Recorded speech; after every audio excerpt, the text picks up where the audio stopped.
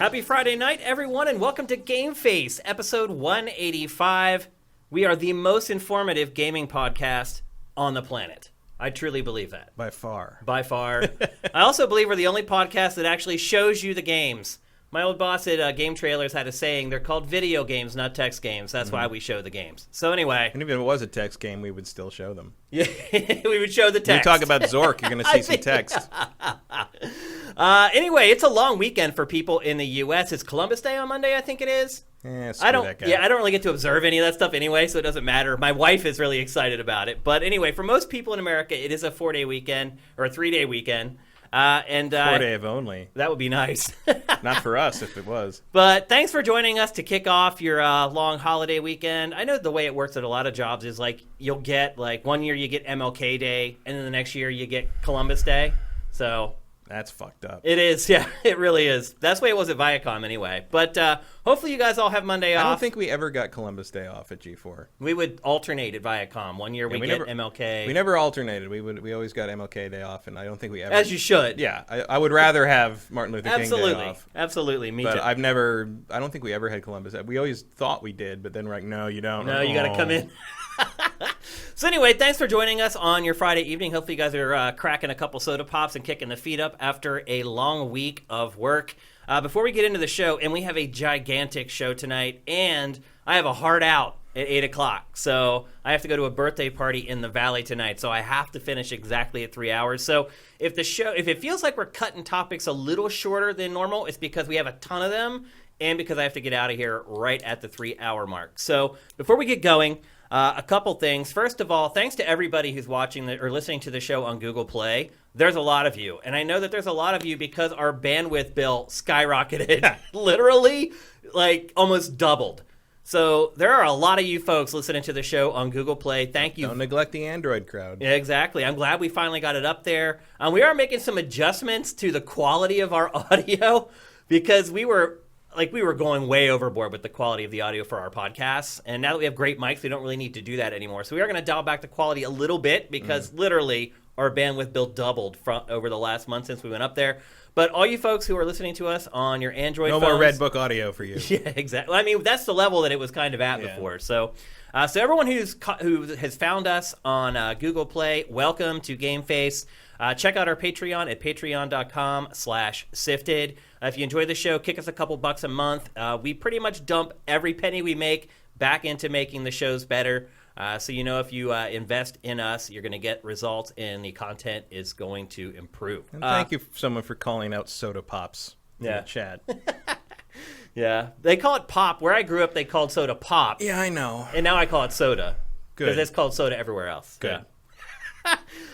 One more thing. For those of you guys who stick around all the way to the end of the show, we're going to be giving away a game during the Q&A at the end of the show. So if you hang out till the end, you have a chance of getting a free game. And we are going to do a quiz again for the game. I actually have a question prepared this time, and I think people will be able to get it pretty easily. But anyway, that'll happen during the Q&A at the end of the show. But we have a lot to get to, so let's just jump straight to it. We're going to kick things off talking about a PlayStation 4 exclusive. This is a game that should be right in my wheelhouse. I have not touched it, though, because I've been playing so much other stuff. But you have, Matt. It's Concrete Genie. Would you call this game an indie game? Well, no, because it's published by Sony. Right. But it could have been one. It looks like if it weren't published by Sony, it probably would be considered an indie game. Yeah, although, I mean, there's a level of polish on this thing that, like, I don't think you'd get from your standard indie game. I mean, look at that. That's not... There's some money behind this one, no absolutely. question. Not that indie games can't have money behind them, but, like, it's got a Sony sheen to it. Let's put it that way. It's polished. Yeah. What's up with the game? I know he's like a graffiti writer. No, he's not. He's just got a sketchbook at the beginning. He's an artist kid, and he is mercilessly. He's like both his parents work, so he's on his own for dinner, and he goes to hang out at this place, this city or like district in the city or whatever. That he used to be sort of like a hangout, like a family-friendly fun place, like a Coney Island sort of place almost. Like it's like the docks of this city, and it was like a fun sort of like boardwalk kind of place. And now it's fallen into disrepair, and it's all dark and creepy and run down, and there's like magic dark vines growing up around it that like they are emblematic of the darkness and stuff. And his parents tell him not to go there, but he goes there anyway. And there's this group of bullies there that are very, very diverse of all genders and ethnicities, all hanging out together, and they just mercilessly bully this kid. They take his sketchbook and rip it up and destroy it, except for the last sketch in it, which is this like little blue monster he names Luna, and he is only left with the empty sketchbook. But then the sketchbook turns into magic, and Luna comes to life. After they lock him in this tram that sends him to the lighthouse, and in the lighthouse Luna comes to life and gives him like this magic paintbrush, which you can see him holding there. And it's not in his imagination, or is that like it doesn't seem to be a question that you have while you play? The other kids can't see any of this. It doesn't look like, but he is gathering. So like Luna like gives him this magic paintbrush, and he is like revitalizing each area by turning the electric. You can see the electric lights, sort of Christmas lights up there. Yep. You have to turn all those on in each district by painting the wall they're on. And sometimes you need help from the genies. So Luna is sort of the lead genie, and she can only be in like your masterpiece paintings. But when you're in the various areas, you can create new genies, which you can see the little monster painted on the ground there. Yeah. If you go up to there, you'll hit the square button, and you can create a genie, and like you've got all these different body types you collect in the different pages you find over the course of the game, and you like swipe them from like bottom up, and the face will be on the bottom. Swipe them top down, and the face will be on the top. Swipe left to right, and it'll be a four-legged version of the genie. And then you can add like ears and horns and tails and wings and like weird little tentacles and like whatever you want, and then you hit create, and it just animates it. It just like takes whatever you made and makes it into an animated creature, and that's one of your genies. And they all have a different element. So there's fire ones and electric ones and wind ones, and like you use the different elements to solve different puzzles. And so the basic way it works is a little Okami-ish. Okay. Like I was going to ask. I compare it to like Okami or Jet Set Radio in the sense What that, is it more like, though? That's what I was going to ask. Is it more like Jet Set, or is it more like Okami? It's more like Okami. Okay. There's some platforming, but not as much. And it's more about filling things in rather than doing specific art. Okay. And like you'll have things where like you have to get past like a tarp that needs to be burned by one of your fire genies, but to get them there, they're afraid of the darkness stuff. So to get rid of the darkness stuff, for the dark you get on the walls, you have to use what's called super paint. And the way you get super paint is you make the genies happy. So if the genies will ask you to paint specific things for them, and if you do that, they'll get happy and they'll fill your super paint meter. And of course, to be able to paint those individual things, you have to find the pages floating around the area that have those designs on them. So that's sort of the scavenger hunt versus the puzzle solving balance. And you basically do that in each area, and once you light everything up, you kind of move on to the next section. And at the end of each group of sections in the town, there's a masterpiece where you have to like go up and paint all these things that the It's genies... like a boss fight, basically? Sort of, but there's no fight. It's just the Right. genies tell you to paint everything. This game's version of a boss fight. And you make it, and then Luna comes in and gives you your next power you need to get to the next area. I think I'm almost done. I think I'm in the last area. Like, It's not very long. It's like 3 or 4 areas. Oh. Like, it's like a 3-hour game. Wow. Maybe. This game's been in development for a while.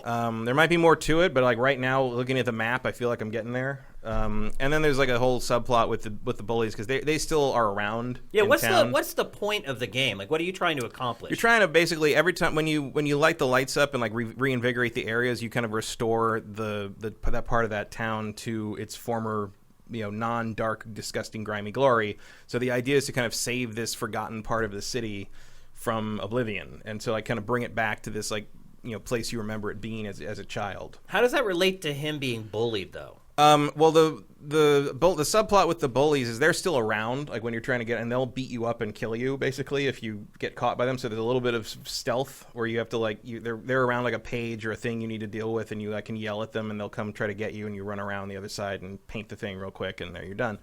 But there's periodically you'll encounter them like between things in cutscenes, and if one of them will grab your paintbrush while you're still holding it, and you'll get a flashback to their universally horrible childhoods, which explain why they're terrible kids now. And like afterwards, they're like shaken and don't know. So presumably like he's coming to understand why they are the way they are. And so it's kind of acceptance. Yeah, and they're sort of being forced to like confront the reason they act out, and like it's about like acceptance and that kind of, there's some very strong themes of like why we do what we do and why horrible people are the way they are. And, Ash isn't, at least Ash takes a while. Ash is the name of the boy. It takes a while to, think nicely about them, but after a while starts to realize that they've all had terrible lives, and he's actually pretty lucky because he still has a family that's not around much, but still is together and loves him. Wow, it's a game with a real message. It is. It has some thought in it, definitely. And the genies are adorable. They kind of got where the wild things are sort of look to them. I love the art in this game. The art's very, very nice. I love the hair. Like, you can't really see it because you can only really see it in the close-up cutscenes. But Ash's hair is one of the coolest takes on hair I've ever seen in a game. Like, wow. It kind of looks like doll's hair, but it looks real. It looks like you could scrunch it. Like, it looks really real. Like, if you put that hair on like a realistic character model, like, I think I'd buy it as like a real hair texture. It's very well done. And then, like, the rest of it, like the facial animation's done almost like almost stop motion style. Oh. It's like very low frame rate, kind of like that, but it's a very stylized indie look. Yeah.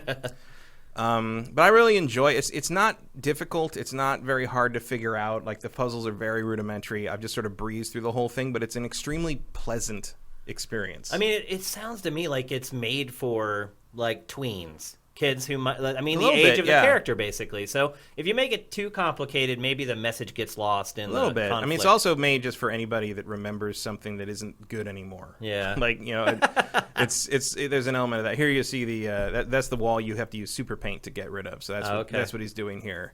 And you can use any kind of paint, any design, whatever you want on each wall. As long as you paint the wall, the lights will light up. So you can do whatever you want. You can make whatever designs, paint whatever things you want. There you see the monster is asking for butterflies. So you paint the butterflies, and then it'll be happy, and it'll fill your super paint bar up again. So there are some opportunities to be artistic in this game. Oh yeah, you can do whatever you want pretty much at all times. Like, you can only work with the stuff that's in your inventory you picked up, but and then there's a free paint mode where you can just go back in and do whatever you want all over the city, which is fine. It's fun. And then if you get the deluxe version, which I did not, you apparently get a whole nother set of pond themed things you can paint. Which DLC will keep on coming for this one. Yeah, my guess. I mean, you could do way more with it. Yeah. There you see he's doing he did the sideways monster, so that monster will have 4 legs, even though it's the same design. Oh, okay. So there's a lot of. So you can paint the same monster in different orientations, and it changes how they move. Yeah. It's a little spore-like in that. Yeah, it sounds like it's and then like once you start it there, it'll just animate it into work. It's very well done. How much was this game? Or is this game? $30. $30. It's $30, and then $10 an hour. I think it was $40 for the deluxe version. Okay, I didn't get that one. Do you feel like it was worth the cash you spent? It's close. Yeah. 3 hours is tough for $30. I mean, I might be wrong. It might be longer than I think. There might be an extended thing but he's already talking about. I was like, I only got one more place to go.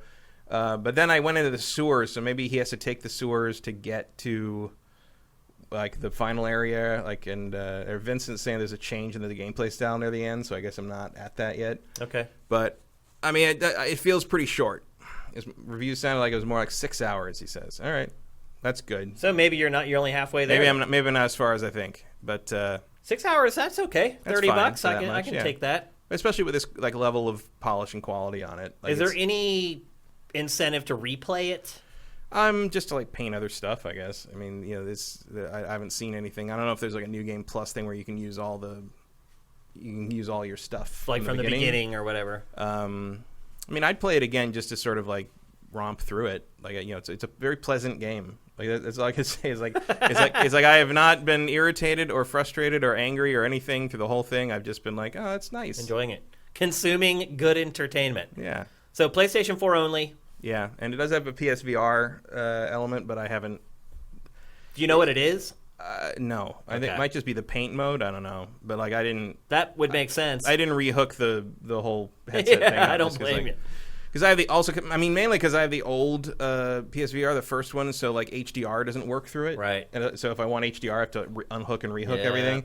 If I didn't have to do that, I'd probably leave the PSVR plugged in all the time. It'd be a lot easier. But I don't, and I didn't want to buy another one just to do that. So I rarely try out VR stuff unless I have to.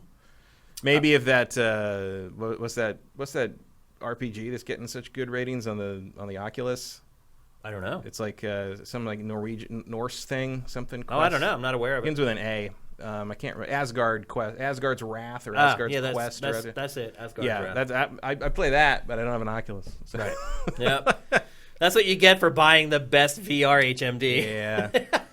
Well, actually, I think I can play Oculus stuff like through I have there's like a patch thing. Yeah. But that would require me to drag the Vive out of the closet. That's not happening. Not right now. No. All right, so there you go. That's Concrete Genie, PlayStation 4 only, $30. Matt gives it the thumbs up. Recommend it for that price. Very, very nice. Like, probably not on my Game of the Year shortlist, but like just a thoroughly pleasant game. Okay. All right, we're going to move on to a Switch exclusive. This is like the exclusive episode of GameFace. Something happened this week that never happens. Nintendo sent us preview code. What? What? It never does it. Of Mario and Sonic at the 2020 Tokyo Olympics. Have you ever played one of these games? No. I hadn't either. Because I just always looked at them like, oh, they look so bad. And they just look like crap. I mean, my eye did slightly wander to this one because of the 2D stuff. Yeah. But that's about it. Yeah. Well, I have been pleasantly surprised by this game. This actually is the review build. They just sent it really early because I guess it's already gold. And I'm just amazed. I mean, even as a Sega fan, like that group shot of Mario's crew is like, oh, look at all that. And a group shot of Sonic's crew is like, Sonic, Tails, Eggman, Knuckles, and a bunch of rejects. Yeah, like, I don't. Like, what? Half of the characters, I don't even know who they were. Like I know even most of them are, but they're all. I mean, they're not called Sonic and his shitty friends for nothing. Like it's just. So anyway, as you probably figured out by now, this is a video game that they're releasing for the Tokyo 2020 Olympic Games. And did you also know that the official stats on Peach is that she's 6'1"? No. She's very tall. I was not aware of that. She's like a supermodel then, apparently. Yeah. Which I guess is to make it so that when Mario's tiny, he's like a normal human size. I don't know. I don't know what's going on. You may be right. They may be like scaling it or something like that. Like, what do they say Mario's height is? I don't know if they've ever said Mario's height. Yeah, I don't know if they have. Like, if she's 6'1", I'm guessing he's something like 5'8". Yeah. Even after all these years, though, still seeing Sonic and Mario together, even despite that they've done, pretty bizarre. It's still weird. Like, it's still weird to me to see them together in one game. I would say that this game leans far heavier in the Nintendo direction than the Sega direction. Well, that's not a bad thing, really. No, it's not. It was the right move. Obviously, Nintendo's roster of characters just basically dwarfs Sonic's roster of folks. So, and they had to fill it out, and they fill it out. They did. This game is huge. Like, not just as far as like the characters that you can select, and you unlock more of those as you play, but when you boot it up, there's already like 20 or whatever that you can select from. But it's the number of events. There are literally like 40. Here, you can see it right here. You can see all the, and this is just the 3D events. So if you look to the right there, it says Tokyo 1964. That's where you go to get to all the 2D events. And there aren't as many 2D events. There's probably half as many 2D as there are 3D. Because there weren't as many sports in 64. That's absolutely right, actually. I mean, that's true. One disappointment I will say is I believe breakdancing is in the Olympics in 2020. I think it's not official, but it's like in there, that test. Okay, kind of like how esports was last time. Yes. So, well, breakdancing is not in the game, and to me, that would be a really cool thing to have. Seriously, like I think it would be awesome if if you could see like the Mario and Sonic characters breaking. Probably the animators were like, nope. Yeah, yeah, that's a lot of work. You can either have a roster this big, or you can have breakdancing. I mean, I'll tell you though, they really haven't cut corners on this game. It's pretty shocking the amount of work that they've put into it. These things sell like crazy. So do they? Yeah, I wasn't even aware of that. They sell very well. There is a story mode, and that's what you're seeing right now. And you like the 8-bit versions of the Sonic characters, like in the stands back there. That's funny. So there is a story mode in this game, and as the story goes, Eggman has created a little miniature handheld gaming machine. And when Mario... madman! Right. And when Mario plays it, he gets sucked into an alternate universe, a 2D universe. And to get back to the real world, they have to win gold medals at the 1964 Olympics. Sure. So anyway, yeah. That was the original plot of Looper, I believe. Pretty much. It's absurd. As you can see, there's like this big map of Tokyo, and you just kind of run around this map to get to the different locations. What the hell?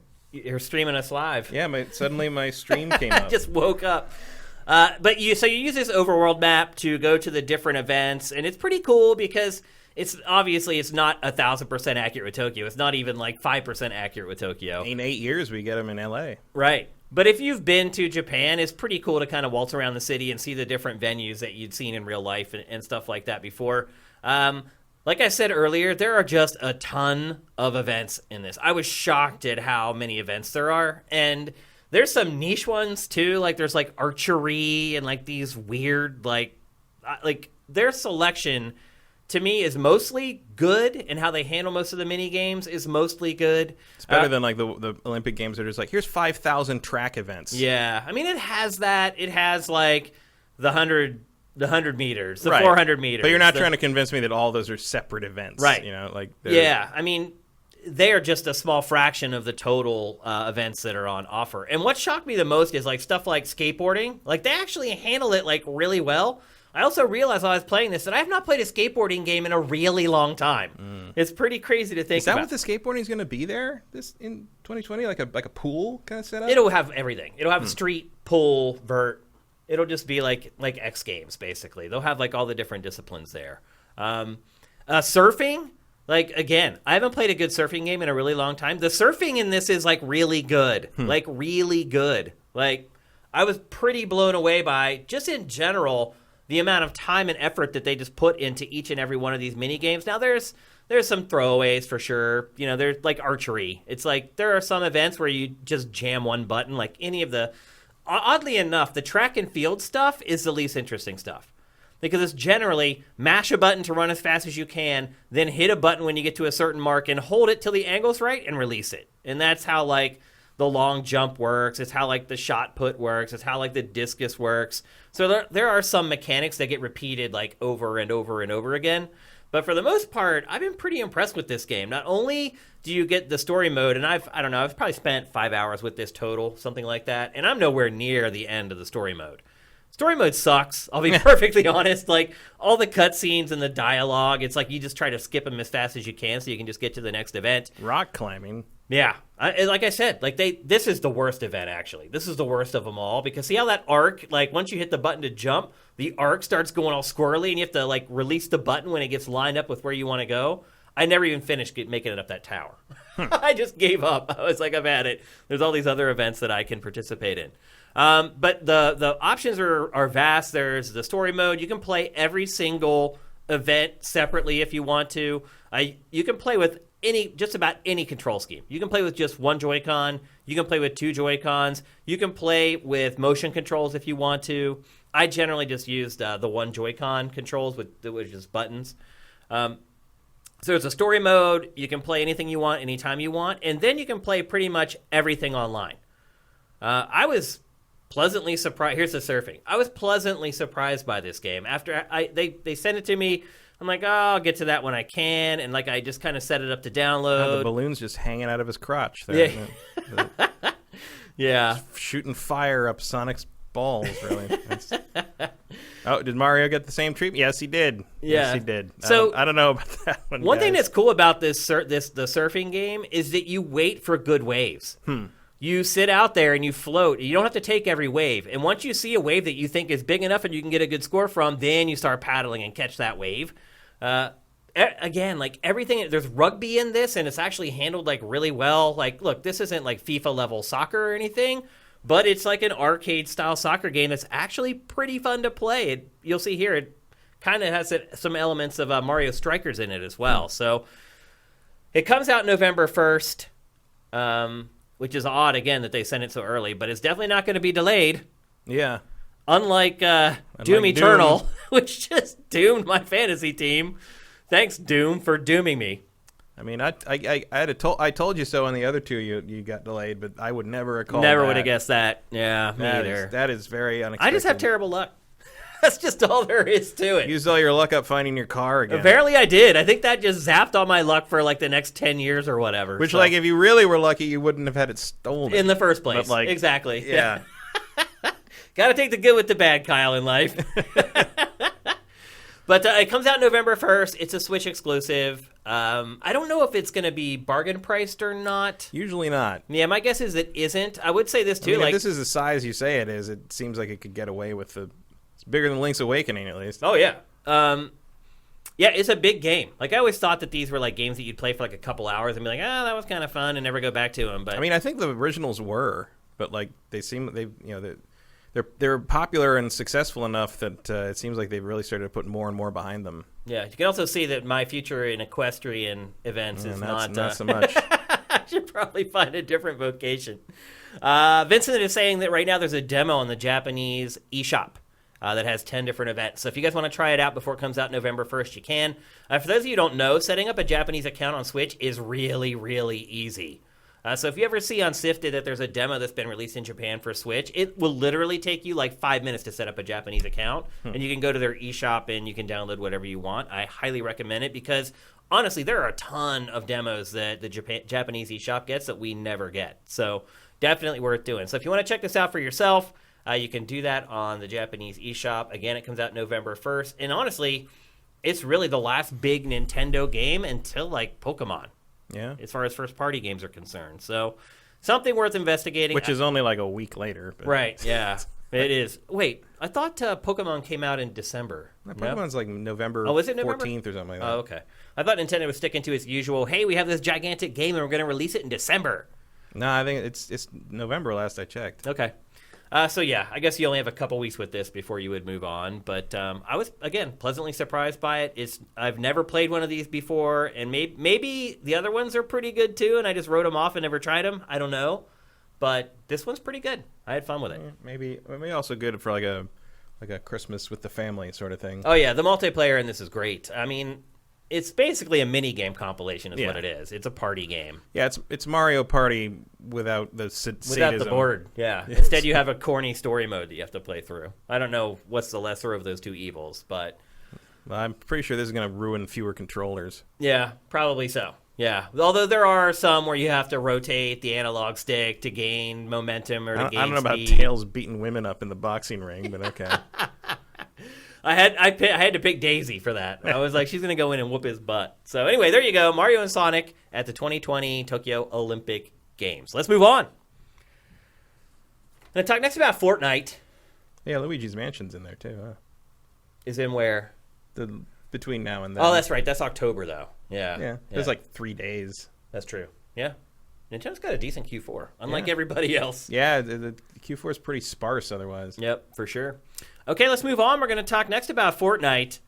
Fortnite has had a tough week. We are? Yeah.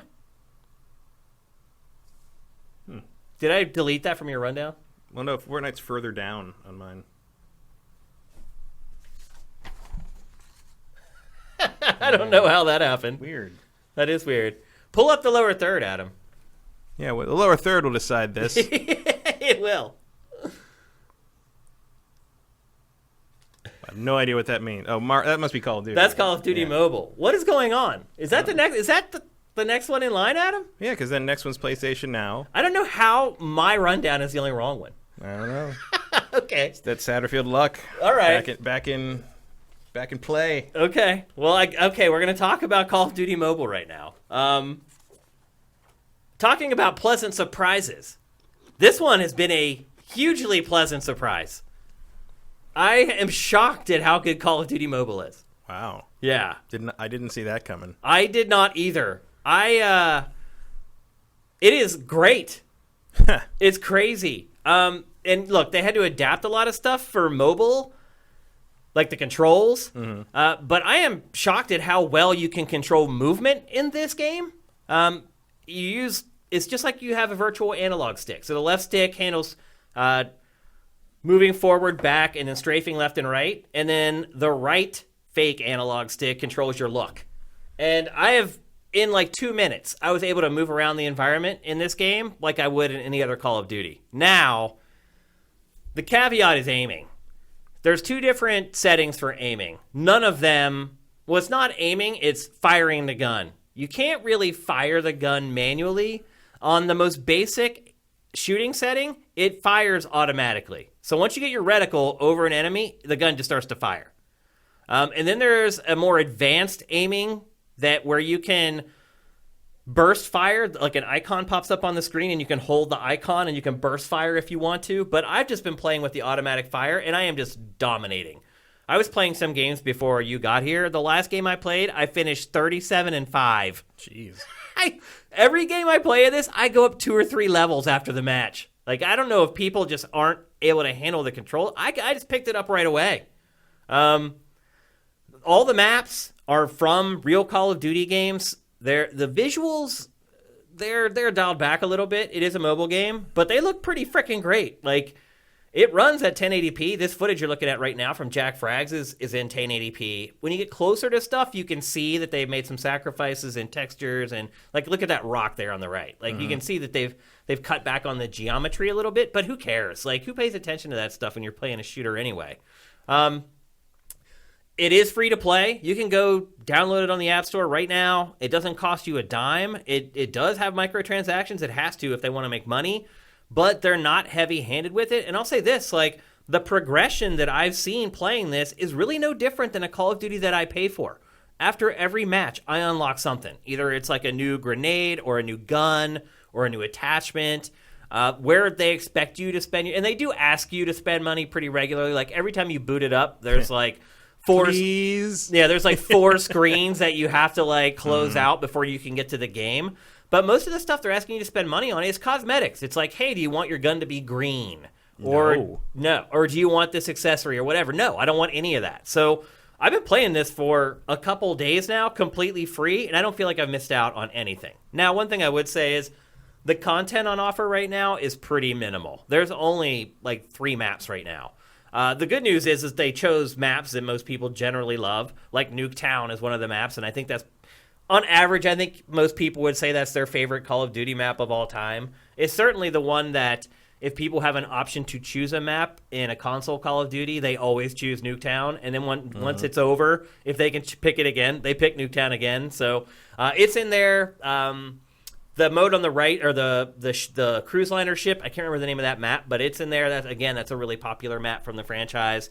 So even though the content is kind of limited right now, I think they chose well as far as what they're going to launch with. They're already having like their first special event where they have like a themed thing where if you play, you can get like free cosmetics or whatever. The loadout, like you can see right now, Jack Frags is using like a flamethrower. I have not seen that they've really cut back on the types of guns that you can use and you can unlock and have. It really is like a full-featured Call of Duty game where the gun shoots automatically. That's the best way I could sum it up, like, very quickly. I had very low expectations for this, but I can't believe how good it is. As far as modes are concerned, there's no campaign, but hey, they don't have campaigns in some of the console Call of Duties anymore either. But there's no campaign, but all the multiplayer stuff is there. There's deathmatch, team deathmatch, capture and hold, seek and destroy, like all of it. Like almost the entire multiplayer suite from what would be a console Call of Duty is included in this mobile release. And again, it's free. It costs absolutely nothing. I will say this, it drains your battery real fast, like real fast. If you play like 3 matches and then go back to your home screen, you can see noticeably that the power on your phone has dropped. And I mean, that's pretty typical for mobile games, at least 3D ones that are kind of really putting your processor through its paces, but it was especially pronounced for this one. The audio is incredible. Like, it's like if you put on headphones while you play this, it's no different than playing a console Call of Duty. So really, really impressed with this. I know a lot of people may hate it because of the automatic gunfire, but after you play a couple matches, you get used to it and you start to like account for it. Mantling is like a separate button, so that's a little weird. I found myself just avoiding places where I need to mantle. If I see like, oh, there's a window I could go in, I just run around the side of the building instead of trying to go through the window. Because there's a button. The other thing too is the UI is pretty cluttered because there's so much stuff that they have to message on the screen, and they have to have buttons for like everything because you don't have a controller with 4 face buttons and a bunch of shoulder buttons. So the UI does get a little cluttered, and your thumbs do cover up part of the screen, which is always going to be a problem in any mobile game that you play. But honestly, I give this really high marks for a mobile shooter. It's the best mobile first-person shooter I've ever played. That's not even hyperbole. Like, nothing's close, really. So it appears that finally, after Activision dabbled with like a stupid zombies mini game and like I think there was a Call of Duty like turret shooter for mobile, it finally has delivered as close to the real McCoy as I think it can on the platform. So even better than Red Faction on the N-Gage. I mean, truth be told, there haven't been a lot of first-person shooters on mobile that are like this, where they are as, hey, this is the console game, but you're playing it on mobile. They all try to account for the shortcomings of the mobile platform and the control scheme and things like that. And Activision was just like, you know what? I think we can do this. And it did it. It's really good. So if you're looking for a mobile game to play, look, you do need like to be on Wi-Fi. You can't really play this with your data plan. Maybe in Europe you can. In the U.S., it's not really working. I had to have this connected to Wi-Fi to play it. I did have some lag issues. Like I had one point where like my just disappeared and appeared like in a different part of the map. I've had enemies that I'm shooting just disappear while I'm shooting them. So that part, they could probably do some more work on and get it ironed out and get it working a little bit better. But otherwise, sounds more stable than Ghost Recon. Yeah, well, we're gonna get to that. Are we ever gonna get to that? And this didn't charge anything. Yeah. What's this? Is Battle Royale? Oh yeah, I forgot to mention. There's a Battle Royale mode. Wow. With 100 players. Think about it. Remember when they were first talking about Blackout and they're like, at 64 and they eventually bumped it up? No, right out of the gate, 100 players for mobile Battle Royale. It's crazy. It's crazy. The reviews for this, most people have been like, it's good, but the scores have been like 6s or 7s. So I'm wondering if I've just somehow missed that there's this awesome first-person shooter on mobile. And if I have, please let me know because I'd like to try it. Because I'm wondering how they're scoring it. Because to me, this is the best shooter for mobile ever. So I'm wondering how they're scoring. If they're just ignoring the fact that it's the best shooter and they're like, it's still not a console shooter. Because if this were on consoles, absolutely, it would get like a 6 or a 7. But for the mobile platform, I don't know. Maybe some people just don't take platform into consideration when they evaluate games. I don't know. Maybe, I don't know. But I don't know. I know nothing about mobile first-person shooters, so I don't know. Because there aren't any. I really don't know of any. I mean, there's like PUBG. Oh, that's right. That's right. PUBG is on mobile. Maybe that is way better. I don't know. I did try that, though, and it seemed janky to me. So I don't know. This is the best one I played so far. Take that for what it's worth. I play a lot of shooters, so hopefully I have at least a little bit of trust in my opinion on this genre. But, yeah, I had a lot of fun with it. I've been playing it for a couple days. It's like the only mobile game I want to play. I'm not a fan of mobile gaming in general. And this game does have some of those elements that turn me off to mobile gaming, but not enough to make me not want to play it and not enjoy it. So again, it's free. You can go download it for free. The microtransactions are handled very well. The messaging is a little heavy-handed. You're going to have to close out a bunch of screens every time you boot it up. But once you start playing, like, you won't even know that it's a free-to-play game. It's definitely not a freemium game. So there you go. Call of Duty Mobile. Good stuff, people. I was really, really impressed with it. Just the options, the modes, the controls that they managed to impart with a touchscreen. That's just pretty shocking to me. So, Matt, what's next? Because you have the rundown. That's according to the graphics, PlayStation Now is next. It is right. That's good. All right, we're going to talk next about PlayStation Now. Sony is trying to fire back at Microsoft. At least that's what I think. I feel like Sony... Well, I think Sony feels which way the wind's blowing. So yeah. So Sony just dropped drastically the price of PlayStation Now. It is now $10 a month. And I have like the information here as far as like what the cost used to be. It used to be $90 a year. Now you can get a year's pass of PlayStation Now for $60. So that's way cheaper. You can get the monthly for $10 a month now. It used to be $20 a month. So essentially, Sony has slashed the cost of PlayStation Now in half. And that's why competition is good. It's exactly. We say this all the time. It's like you want the competing products to be good because it pushes the other people to raise their game. And that's exactly what Sony's done here. It's like, look, PlayStation Now is never going to succeed if it costs double what Xbox Game Pass costs. I mean, who in their right mind would do that? I mean, the other problem, too, is PlayStation Now, can you download the games on Yes. You can now. Yeah. Okay.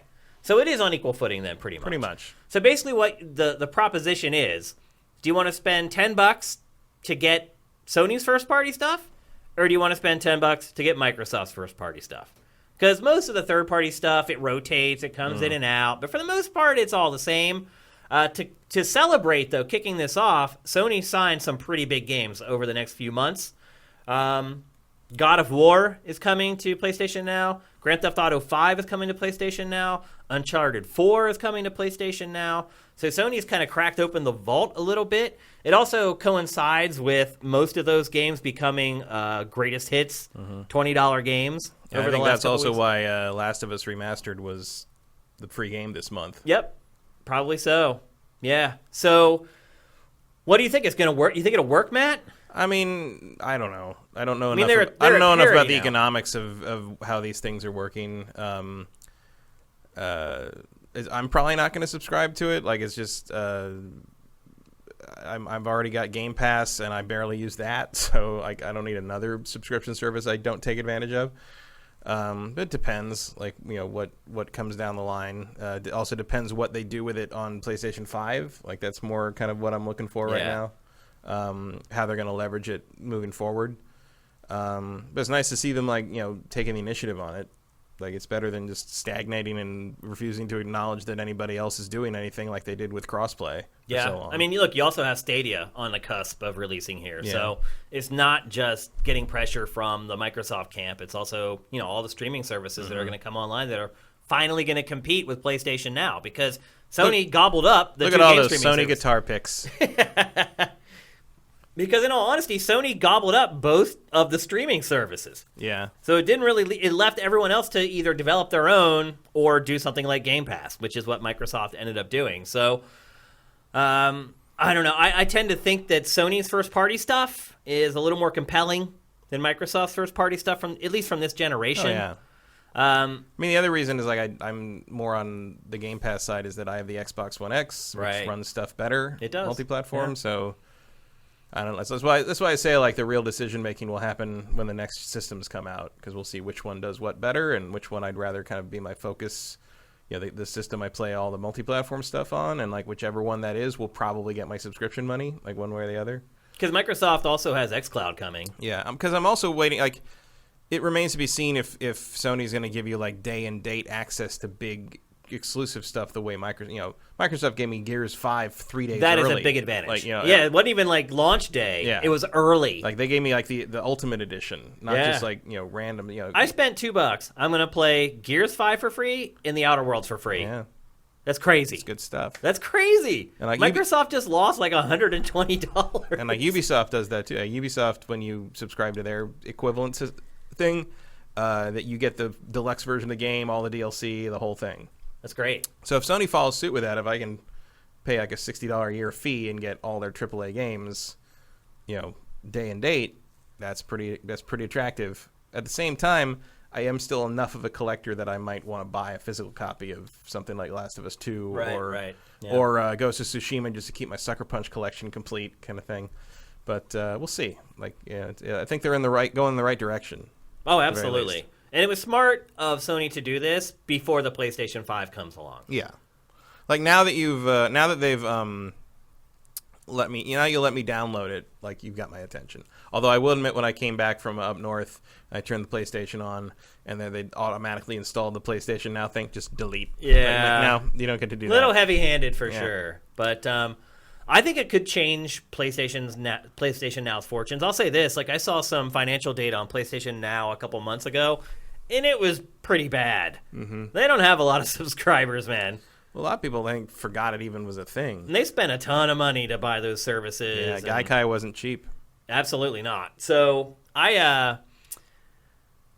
think it's the right move. I agree. I think it's smart for them to do this and get out ahead of it before they launch their next generation machine. And look, you have to be at parity with your primary competitor. You just have to be, or you have no chance. So I don't want to give Sony too much credit for this because it's kind of a no-brainer thing that probably should have happened a long time ago when Game Pass first launched, but better late than never. You kind of got to wait and see if that's going to even be a thing. Like, Game Pass is a very unproven thing when it launched. So. Yeah. But now the writing's on the wall, so Sony's got to keep up. Yep. So kudos to Sony. It's moving it in the right direction. To be fair, Sony usually does better when they're playing keep up. You let Sony start doing stuff on its own, it starts to make weird decisions. Yeah. That's how you get cell processors. You're right. Nobody wants cell processors. Yeah. Yeah, you're right. Sony's better when it copies everybody else. Yeah. When it tries to do stuff on its own. Yeah, Sony's always better when we can do that. Yeah. And then they do it. Yeah. And they do pretty well. And they usually end up doing it better than the original. I would say, I don't know, would you say PlayStation Move was better than the Wii? I mean, yeah. It probably was. It's marginally better. The motion tracking was probably a little better. Yeah. But not by a lot. I mean, not so you'd really notice. Yeah. Certainly not considering how much more it cost. Yeah. But let me play House of the Dead again, and that was fine. Yeah. I'm into that. Yep. So there you go. PlayStation always looking now. for a replacement for light gun games. Yeah. Well, they're remaking House of the Dead. Yeah, I saw that. But I'm more of a fan of House of the Dead Overkill. Yeah. So I don't know. I'll just keep my PlayStation 3 in the Move controllers with the little gun attachments. It's weird that they're remastering that game because there have been several House of the Dead games that have come out since then that were better. Yeah, I mean, Overkill. I mean, I guess Overkill is a hard sell now because it's very hard M. Yeah. And House of the Dead 1 and 2 are more fun, like arcade. Yeah, like things. tongue in cheek. I mean, House of the Dead 2 is cool. Like, I'd be happy to have that on a modern system, one way or the other. I mean, they should probably just do a collection that has like all of them. I'll meet G over there again. That's fine. All right, so there you go. That's PlayStation Now. Big changes coming. I'll be interested to see if it actually has an effect. It might have a bigger effect with PlayStation 5 than it. Yeah, I think it's more setting the board up for. Because it'll also give them a chance to promote it again. It's like you said, like people kind of forgot about PlayStation Now, and I know it was annoying to you to have to delete it, but more like PlayStation No. Right. I have to say it's kind of smart for them to just kind of shove it on people's dashboards to at least remind them that it exists. My guess would be that it's going to be more integrated into the PlayStation 5 OS. Is it's probably going to be like Mixer, where like just like you just can't get away from it. It's like its own tab somewhere or something. So we'll see what they do with that. Yep. And there may be big changes coming with PlayStation 5, which we're going to talk about a little later in the show. Because obviously there was huge news about that in the last week, and we're going to discuss it. So, all right, let's move on. We're going to talk next about China. China is really messing stuff up right now. Yeah, well, we just got the statement from Blizzard while we were talking. Well, I already had a statement. No, they just put out another one. They just put a statement out like 20 minutes ago. Okay. Well, I'll read the first one that they put out when we're talking about this, and then we'll go to the new one. For those of you who don't know what's going on, Activision Blizzard is owned at least partially, but mostly by Tencent. Tencent is a Chinese company. Although, to be fair, Epic's owned 40% by Tencent, and then Tim Sweeney told him to fuck off. Yeah, so. We'll get to that, too. And what happened is a professional Hearthstone player, an esport athlete, if that's what you call him, participant, after he won the latest Hearthstone tournament, he had a mask on that was symbolic of the protesters in Hong Kong, and then he verbally basically said, I support... Free Hong Kong. Free Hong Kong. And Activision Blizzard didn't like that too much. Actually, Tencent didn't like that too much. At least that's my guess, is that Tencent saw it, was like, wait a minute, we're paying for this tournament, and we're a Chinese company, and we're not okay with that. And my guess is they called Activision Blizzard, was like, that kid's got to go. And Activision Blizzard banned him for 12 months. I want to get the guy's name out there. Blitzchung. Yep, Blitzchung was his name. I mean, presumably that's not his real name, but right. It's not. And in fact, his real name was really hard for me to pronounce, and that's why I didn't even bother including it.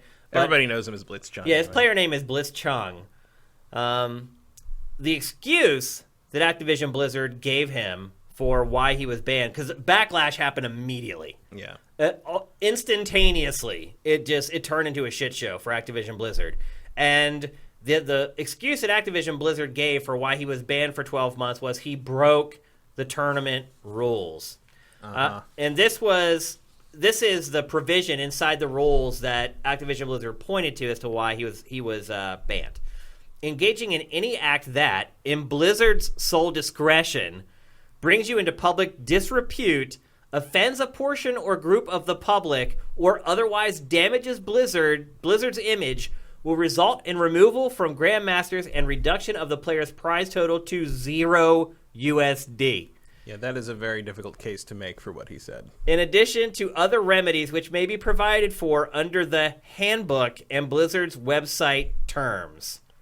Now, they have gone somewhat back on that with, Okay. with the new statement from 20 minutes ago. The suspension is now only 6 months, and he's getting his prize money back. No, you have to unban him Nope. immediately. And they said in the statement that they that China had nothing to do with their decision. Oh, of course. Which is like, please, like, guys. I don't know if you saw, but I don't know if you saw Okay. in one of the I think it was one of the finalist matches of Hearthstone as well. But it was the American University team. They're playing on their campus. It was the tournament was at American University. Yeah. No, the American University has a team. It's Okay. a Hearthstone team, and they were playing. It was all remote. It was online playing, but it was streamed, and they did like a free Hong Kong thing, and Blizzard didn't punish them, so they forfeited their win. And said all that proves is you have a double standard, and you didn't punish us for that, and you did punish him, and so that's bullshit. And we refuse to participate. So Blizzard has really been raked over the coals for this. Rightfully so.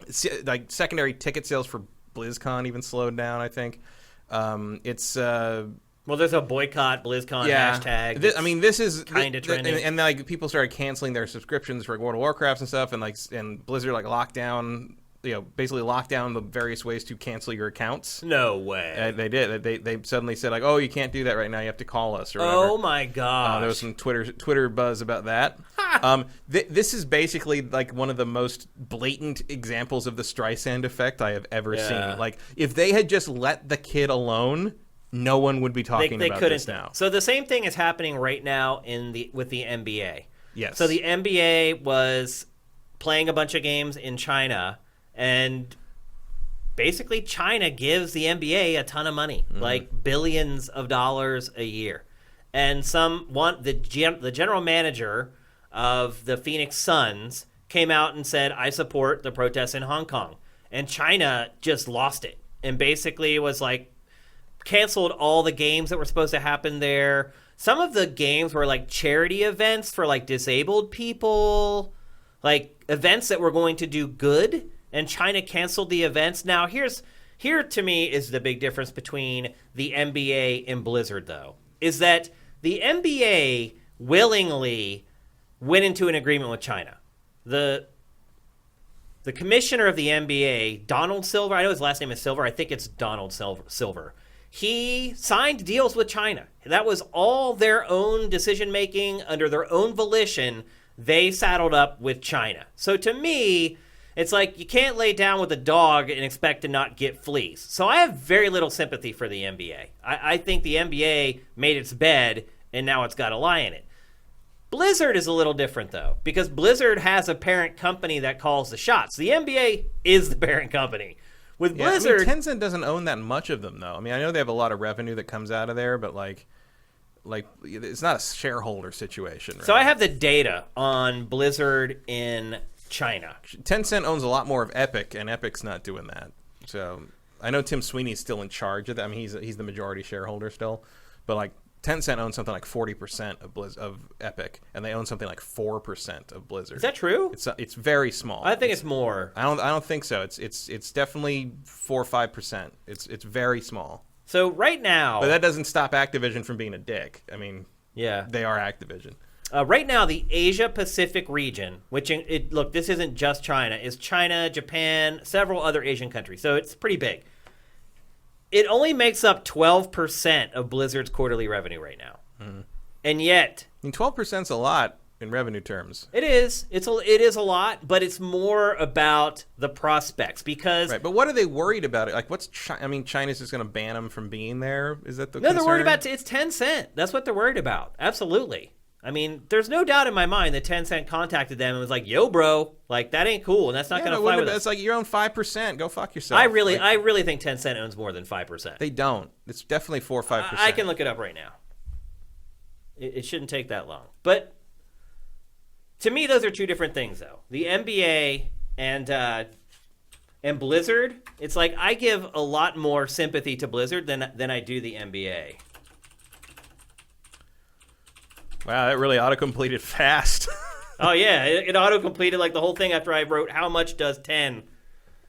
Yeah. 15.6 stake in a company. No. And raise a stake. No, previously had 15% stake and now owns less than 4.9% of the shares as of 2017. Yeah. 45%. Oh, so they sold some of their stake. They sold a bunch of stuff off a few years ago. So that's why I thought it was more. So they used to have almost 16%. Now they only have 5%. Yeah, the last couple of years they've been way down. Gotcha. Okay. I don't remember why they did that, but they did that.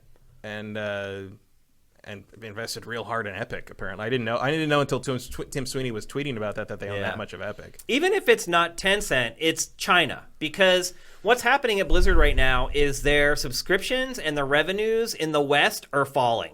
Mm-hmm. The only place that they're rising is in the Asia-Pacific region. And so they look at that market as an opportunity to grow or to offset the losses that they're having other places. So, yeah, I mean, and China, I mean, it runs its market with an iron fist. Like, if it doesn't want you in the market, it just takes you out of it. And suddenly 12% of your revenue is just gone. Yeah, well, you play with fire, you get burned. I mean, they actually are more similar. The NBA and Blizzard are more similar than you think at first, because it's this almost the same exact chunk of revenue that they're like it's also in danger of losing. It's also just like trying to organize some kind of tournament style thing on that side of the but it's like you have to accept that, like, the nature of China's government means that things are volatile in that regard, and things that you do that you might think are the wrong thing or the right thing are going to get you in trouble over there.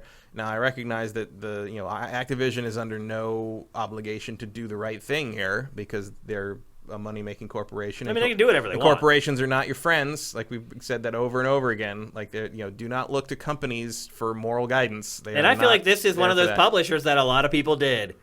Blizzard? Yeah. Yeah, I mean, I guess. People have an affinity for Blizzard. They love Blizzard. I love Blizzard. I usually would love Blizzard. Good guy Blizzard, yeah, I guess, yeah. Yeah, I mean, it had a good reputation until now. But I don't mean...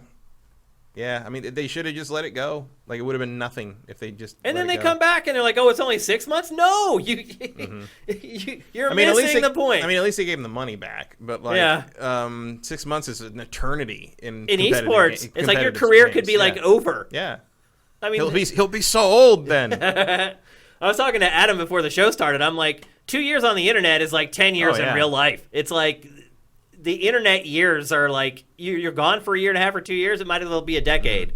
It's just stupid. I mean, the thing is, like, I wish, because their statement said that today it said that they China had nothing to do with the decision, which I don't know. Does anyone believe that? I mean, come on. No. Like, because like what I'd like to see is, like, I mean, they make some weird sort of long. I skimmed it while you were talking about Call of Duty, and they make some. You weren't paying attention, man. No, I'm never gonna play that game. I was skimming it, and like basically there was like a lot of justification about the standards of their esports.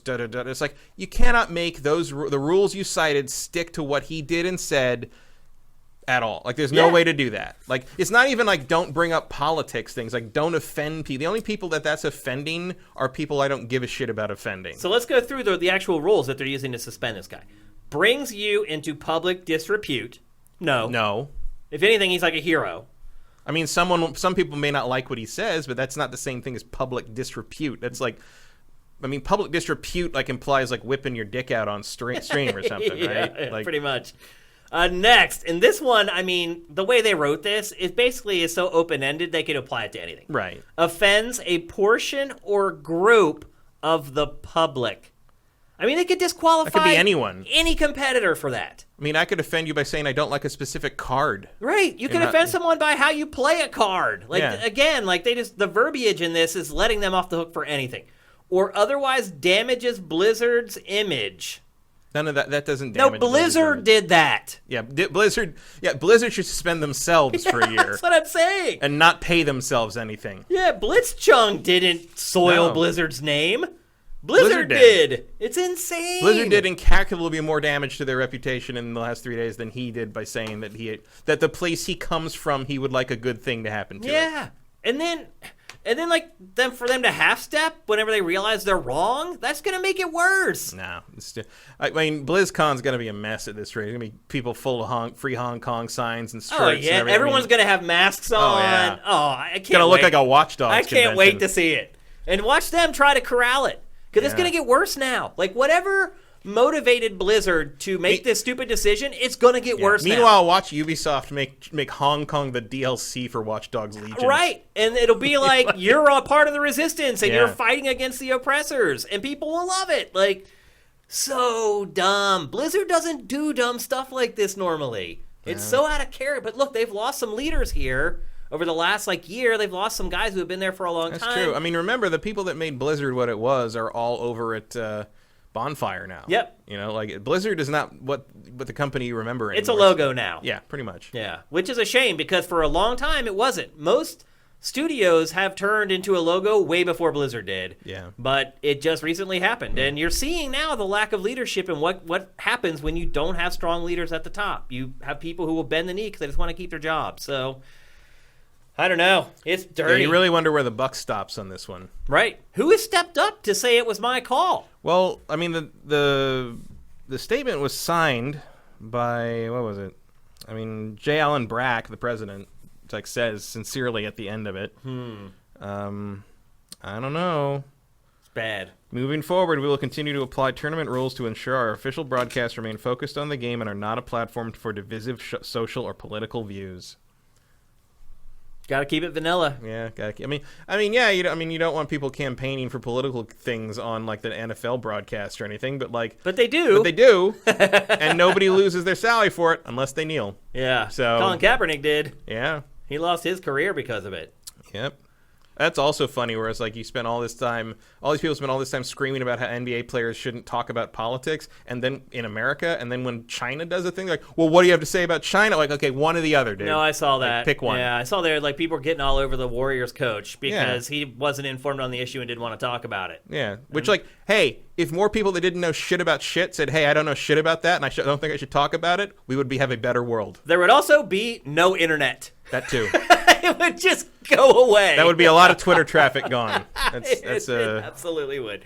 So I think that's 2 thumbs down from us for Blizzard. Yeah. Just a huge mistake, a gaffe that I never expected that company to make. Riot did the same thing today. Yeah. Yeah, Riot. And Riot is owned by Tencent. Yeah, that is probably a direct order from the top. Yeah, so Riot today came out and said no political stuff at any of our esports tournament. At least it got out ahead of it. Yeah, before it did something stupid. And look, I don't expect anything good out of Riot. I don't expect Riot to make the moral or progressive choice. Let's be honest. After the expose and all that stuff, we kind of know. And good on Tim Sweeney for sort of sticking to the man on that one. We'll see how long that lasts. He has so much money. He's true, whatever. Epic doesn't care. Yeah, everybody there is rich. Epic's just one more group of people that hates us. Whatever. Play Fortnite. And now I remember why the rundown was changed. It's because the Blizzard topic segues into the next one, Fortnite. Which is Fortnite. So we're going to talk about Fortnite now. And your rundown's a little more detailed. So you give me a cut down one. So you must have edited something later. So we're going to talk about a couple things with Fortnite. One of them is that it's in a tailspin. I don't know about any of this. So Fortnite is down 50% year over year. Wow. Yeah. So Why? it is.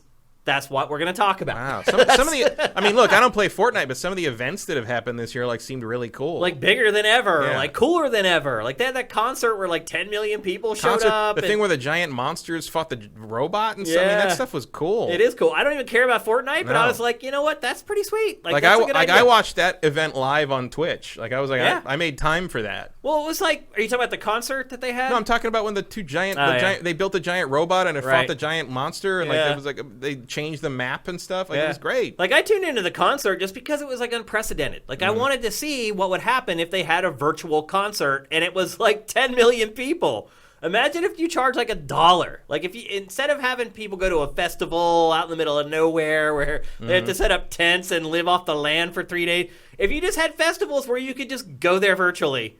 And instead of paying $400, you pay $5. Oh, there's somewhere in the Facebook hallways, someone is working on that. Oh yeah, I promise you. Absolutely. And they'd be stupid not to. It's a great idea. Obviously people loved it. 10 million people showed up for it. So Fortnite is down 50% year over year. It's basically in a free fall. And why do you think that is? I have no idea. Do you think it's just that the most of the players are young kids who have limited attention spans and they're just always on to the next hot thing? I don't know. I mean, I was up north, and everybody I know who isn't me has children up there, and like all the kids are talking about Fortnite. Yeah, they all talk about Fortnite. Like two of them, two 8-year-olds told me Fortnite is the greatest video game ever made. I'm like, well, with your long experience, I can see how you'd be the authority on that.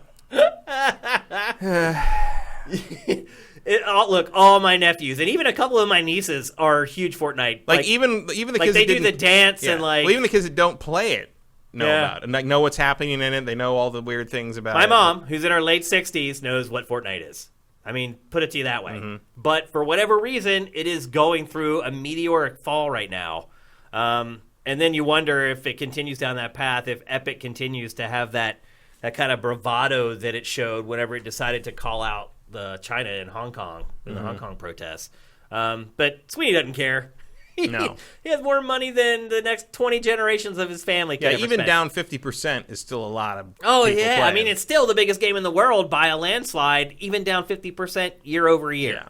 But my only guess is that, a lot of young people play Fortnite, not a lot of adults, and kids tend to get bored of stuff and they move on. Yeah. Also, kids go to school. Go to school. They graduate and go to college. Yeah. And they go, life moves pretty fast. I mean, I was just at my high school reunion, and like that was one of the things we talked about was like how when we were in high school, 4 years felt like forever, and now 4 years feels like yesterday.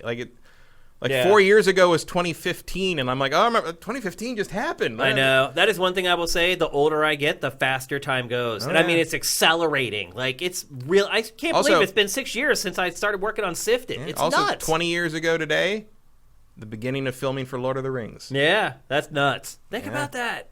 But you're right. Like, when you're in high school or middle school, it drags. Oh, yeah. The 3 years of middle school were like it seemed like an eternity. Yeah. You're right. But as you get older, I don't know, maybe you place more importance on your time, and therefore it just seems like you never have enough of it. And also you just like, the older you get, the more time you've lived, and the less those chunks of time feel like a chunk of your life. It's like that's a good point. It's like I say when I was when you're 17, 4 years is a quarter of your life. Yeah, it's a whole lot of your lifespan. It is, yeah. Now it's just like, whatever. I've done that like 10 times. Yeah. It's true. So I mean, it's just the nature of it. And there's a philosophical argument over like if you could live to be like 1,000 years old, would that phenomenon continue to happen? Like, would days pass in blurs that you didn't even notice anymore? And I'm like, I don't know, but I'd like to try it. Like, I'll take 1,000 years of life just to find out if years become meaningless after a while. A day, it feels like it's like a day or a minute or something like that. It could be.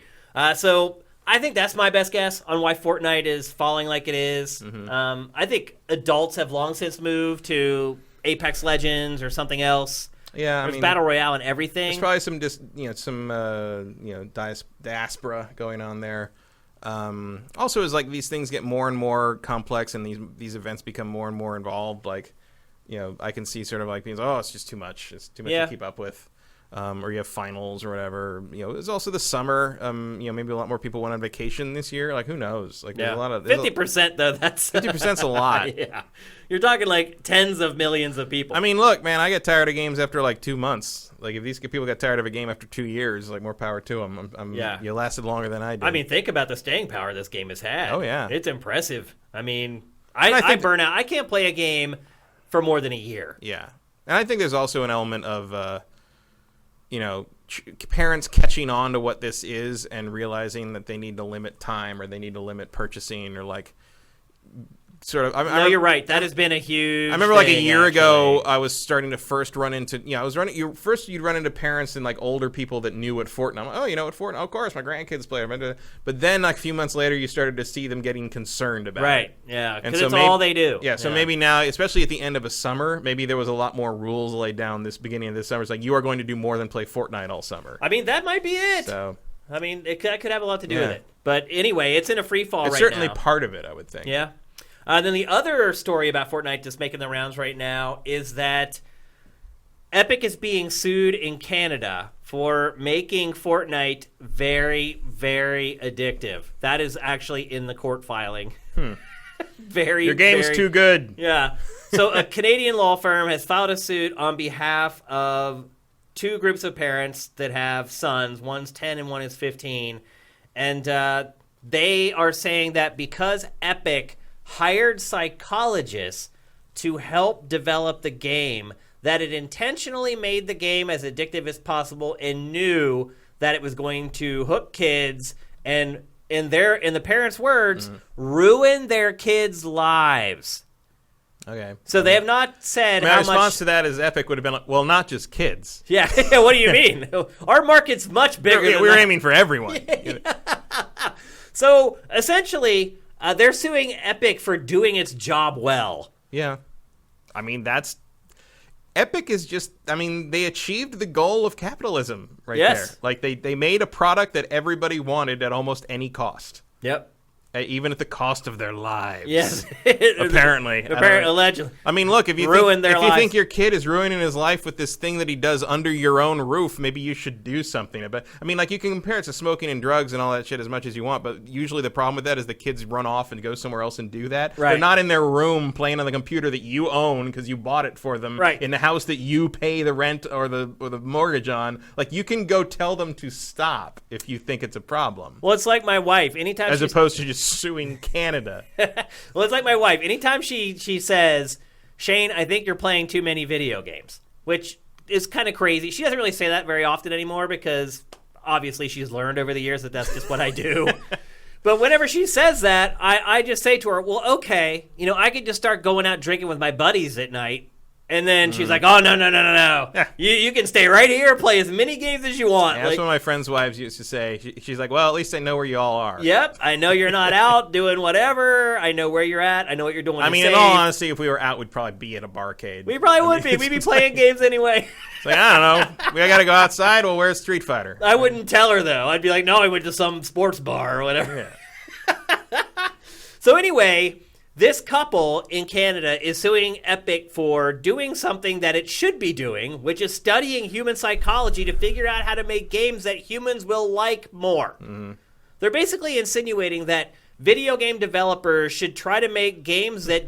Don't make it too fun. Yeah, don't make it too fun. They gotta draw the line there somewhere. If it's too much fun, then... Yeah. You gotta have that's what QA needs to be. It's like, I had a little too much fun playing this. Yeah, maybe you might want to dial it back. Dial that back. Maybe make it a little harder to play. You might want to touch up the graphics on level 8. Just make the A button intermittent. Yeah, it only works every once in a while. 1 out of 50 times you don't jump. But here's the thing. It's not just games. It's everything. Of course. Every piece of entertainment has... The people who have created it have worked with psychologists and psychiatrists to make sure that it's as effective as possible. Yeah, it's just a part of production. Like everything's like that. I mean, everything. Your branding, like your packaging for items that you sell. Soda. Everything. Coca-Cola intentionally uses that shade of red to condition you to associate it with, quote-unquote refreshment, to the point that psychological studies have shown that people constantly exposed to Coca-Cola advertising get thirsty when they see that shade of red. There you go. Like, everyone has psychiatrists and psychologists on their marketing teams. And you should be doing it. Again, that's it's capitalism. If you want to have a successful business, you should be thinking about the psychology of your customers. You'd be a moron not to. A moron. Yeah. I think about it every day. What do people who come on Sifted think? What do the people on our YouTube channel think? What about the people who watch our stream live on Twitch? What do they think? If you're not thinking about that stuff, you're going to fail. So what do you think happens with this lawsuit? Keeping in mind that it's in Canada. It's not in the U.S. I mean, I would guess that you will probably find that, they are designing the game to be that way. So if that is actually something you are liable for in China, then I would imagine that Epic will lose that suit. You think they'll lose it? I don't know anything about the Canadian law, really. But they haven't said how much they're trying to get in damages. Right. But, I mean, I think if you can prove some kind of connection with the the idea that they're trying to make it an addiction in the same way that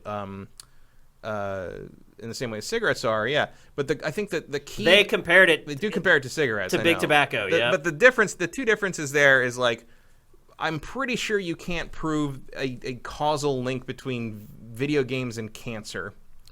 And yeah. or like a physical addiction, like nicotine is an addictive chemical. There's nothing like that in Fortnite, to my knowledge. I haven't played it that much, but if it has it, I didn't get any of it. Yeah. Although to be fair, I never got addicted to cigarettes either. Right. So I don't know. Maybe I'm immune to it. Maybe Epic's nicotine doesn't work any better than Philip Morris's does on me. The other thing is, like, I think if I were Epic, I would be probably more of the side of, like, we are trying to make it a thing that you want to spend money on. We are not trying to addict you to the point of ruining your life, because if we ruin your life, you will no longer have money to give us. Right. Like, that is clearly not going to be Epic's goal, because if you ruin someone's life, they are no longer They're not a customer. Yeah. So that would be my defense on that. I don't know. I mean, I think that would work here. I don't know if it'll work in Canada. Canada is in some ways crazier and in some ways saner. Like, I don't know which side of that fence that falls on. Like, because, like, I do believe that you need to have some form of regulation on things like this and not just let the corporations run wild. But at the same time, the idea of a game being too addictive is so nebulous that I don't know how you regulate that. How do you quantify it? I don't know how you quantify it. I don't know how you regulate it. Like, how do you create the line where if they step over it, they're guilty, I don't know. And if they stay behind it, they're innocent? That's what I mean. That's why I mean, like, the cigarette thing is a more clear-cut thing, because it's physically addictive. You have science behind it in the sense of, like, this chemical, this result, this effect, this connection to lung cancer, this connection to emphysema, etc. Whereas, like, games are like, it's just a thing you do obsessively, and also if you have no self-control. Yeah, and also in the case of like children, again, you kind of run it. I don't want to go like full libertarian or anything here, because I'm not, but like, that's your problem. Yeah. Like, it's like if your kid's doing something that you don't think is good or it's harmful to them, stop it. Stop it. Yeah. Like, you're the parent. Take the console away. And yeah, they won't be happy with you. But controls. You're not there to be your kid's friend. No. Like, that's you're not there to be their parent. Again, this is another case where parents fell asleep at the wheel and they're trying to get money from it. It's like, you messed up and now you're trying to get paid for it. The other caveat to this is, in the terms of service for Fortnite, it says you cannot sue us. It says that. I heard that. That's right. Literally, it says, do not play this game. If you think you want to sue, you can't. Yeah. If you play it, you can't sue us. That's really funny. I really like that, but at the same time, it would be pretty easy in most court cases to prove that, like, there's no reasonable expectation that anyone has read the EULA. Like, right. No, everyone knows that. Like, that is. Yeah. No one does that. There's a whole episode of South Park about it. Yeah. And so, I mean, I think you could get around that one. That's a very funny thing to put in your TOS. Yeah, you can't sue us. Can't sue us. No backsies. I'll have to go update our TOS on Sifted. While you're at it, change the copyright from 2015 or whatever it is. What? Isn't the copyright at the end of the show? Oh, only for GameFace. Yeah. All our other shows have 2019, right. But GameFace, well, we're redoing the graphics anyway, so it's like pointless to go back and fix the old ones when we're gonna do new ones. So anyway, heard that one before. No, yeah, like a month ago when we got in here, like I was gonna do it right then, but it's gonna happen soon, and I'm gonna be at your house with a camera, so you better be ready. Yeah, you and I are going to be in the new intro for GameFace. Stay tuned, folks. So anyway. And then on top of all that, all the China stuff with the Epic, I mean, look, they can wipe their tears away with $1,000 bills or whatever if they want to, but still, it's been a bit of a rough week for Epic across the board. All right, let's move on, because we got a lot of stuff to get to. We're going to talk about this is probably the biggest story. Probably should have, I buried the lead a little bit with this topic. We're going to talk about the PlayStation 5, and a bunch of new information came out. Wired published an exclusive article. Excellent. They got to talk with Sony and Mark Cerny. So they got both the higher level stuff, and then they got into the weeds a little bit on the tech with Mark Cerny. Although note again, as I've been saying, like, Sony knows they don't need to go big on these announcements. They know that, like, we'll find it wherever they put that info. We'll find it, and they don't need to go big and huge and spectacle until later next year, when you start having to get the civilians involved, basically. I mean, I'll be perfectly honest. After the information in that Wired article, I don't have very many questions left. Not about the hardware and stuff. No, it's just. I mean, they pretty much gave it all. What up. are the games? What the games look like? You know, it's the eye candy is left, basically. All right, let's start going through this left, because there's a lot for us to talk about. First of all, most importantly, probably, it is called PlayStation 5, and it's a numeral. It's not a V. Some people were thinking maybe it's going to be called PlayStation V for 5 because the dev kits are shaped like a V. A weird shape. Yeah. It has also turned out that is absolutely legit. Those dev kits are real. The dev kits are shaped like a V and do have the crazy vents on it. That was all real. So all right. Now keep in mind, that doesn't mean that the system looks like right. that. The original Xbox dev kits looked like a giant Chrome X. They were an X. Yeah, they literally were a giant Chrome X. So usually Sony's dev kits are just like these boxy PCs, basically. So it's a little weird that it did create a form factor for the dev kits. It does make me wonder if maybe that is at least close to what it's going to look like. Ray tracing is built into the GPU. So Cerny gave us a couple other tidbits several months ago. People took that and ran with it, and people were assuming that the ray tracing was going to be handled in software. And for those of you who don't know how that works... That would have been a very bad It would have been really bad. Anytime you try to run something like that in software, you're going to get a huge performance hit. And so people were kind of freaked out about it. I wasn't. Like, I knew Sony wasn't dumb enough. I knew there was no way... There was no possible way both new systems would not support hardware ray tracing. Yeah. No, it is the next big thing. It is the thing. It's in the new graphics cards. If you don't put it in your new console, you are basically hindering the console for the next 6 years right out of the gate. There's no way that was going to be in there. I have also heard through the grapevine that developers are kind of in a holding pattern right now because the dev kits do not have that. The support for that, yeah. So, no, even the hardware, it doesn't work yet. Like, they don't have, like, to-the-metal ray tracing in the dev kits yet. So they're like, I got a year. Yeah. I mean, they have time. Now, luckily, that's more of a code of paint thing than, like, a break the game by putting it in thing. I mean, they can still continue working on it and things like that. But, they cannot work yet with the full hardware. The ray tracing is important because that is basically that's going to be the key in the sense that, like, that's what's going to make the games look next gen. Oh, yeah. And people who have seen next gen games have said that it is like the biggest leap since the leap from 2D to 3D. I don't know. We'll see. I think the leap from first gen 3D to next gen 3D was bigger. Oh, yeah. We'll see. I mean, we haven't seen any games yet from these things. Because Battle Arena to Shinden looked like crap. Yeah. I'm sorry. Whereas NFL 2K was astounding. Yeah, it's true. So he talked a lot more, Cerny did, about the SSD. And he talked about how in games currently with typical hard drives, you have to basically duplicate items in the game world. So you just copy... For quick access. For quick access, yeah. And with an SSD, you don't have to worry about that anymore. So that's going to free up a lot of read time, I guess is the word I'm looking for. Yeah, I mean, but also like space. Like the games aren't going to be as big. Right. Yeah. Even the though installs will be a little more controlled. Yeah, because you don't have to duplicate a lot of assets like you had because before. you're talking about, like, I mean, it's things. I mean, one of the guys I know from Naughty Dog tried to explain it to me once, where like how like you basically have to like duplicate Joel's textures like 15 times based on what area he's in, because you need to access those textures while you're in that area, and you can't send the hard drive back to where you're storing like level 1 textures, because that's too long of an access time. So you just have to just keep duplicating these character textures through the whole thing. And if you could only do it once, you'd actually be saving a bunch of space. Like when you add it up among all the things you have to do that with. And especially you're talking about gigabytes and gigabytes of space. Yeah, when you think about these high-res 4K textures. Yeah. I mean, if you look at... Which is important considering who knows how big the hard drives are going to be in this thing. That is one thing they still haven't shared. Yeah. Is how big. I am very curious about how much space they're giving us. Me too. I made the mistake of buying a 128 gig SSD when I built my last PC, and it has become a nightmare. It's just like I can't back up my phone because, and I have like nothing on it. Like I have my operating system and any programs that require that they be installed on the same drive as the operating system, and that's it.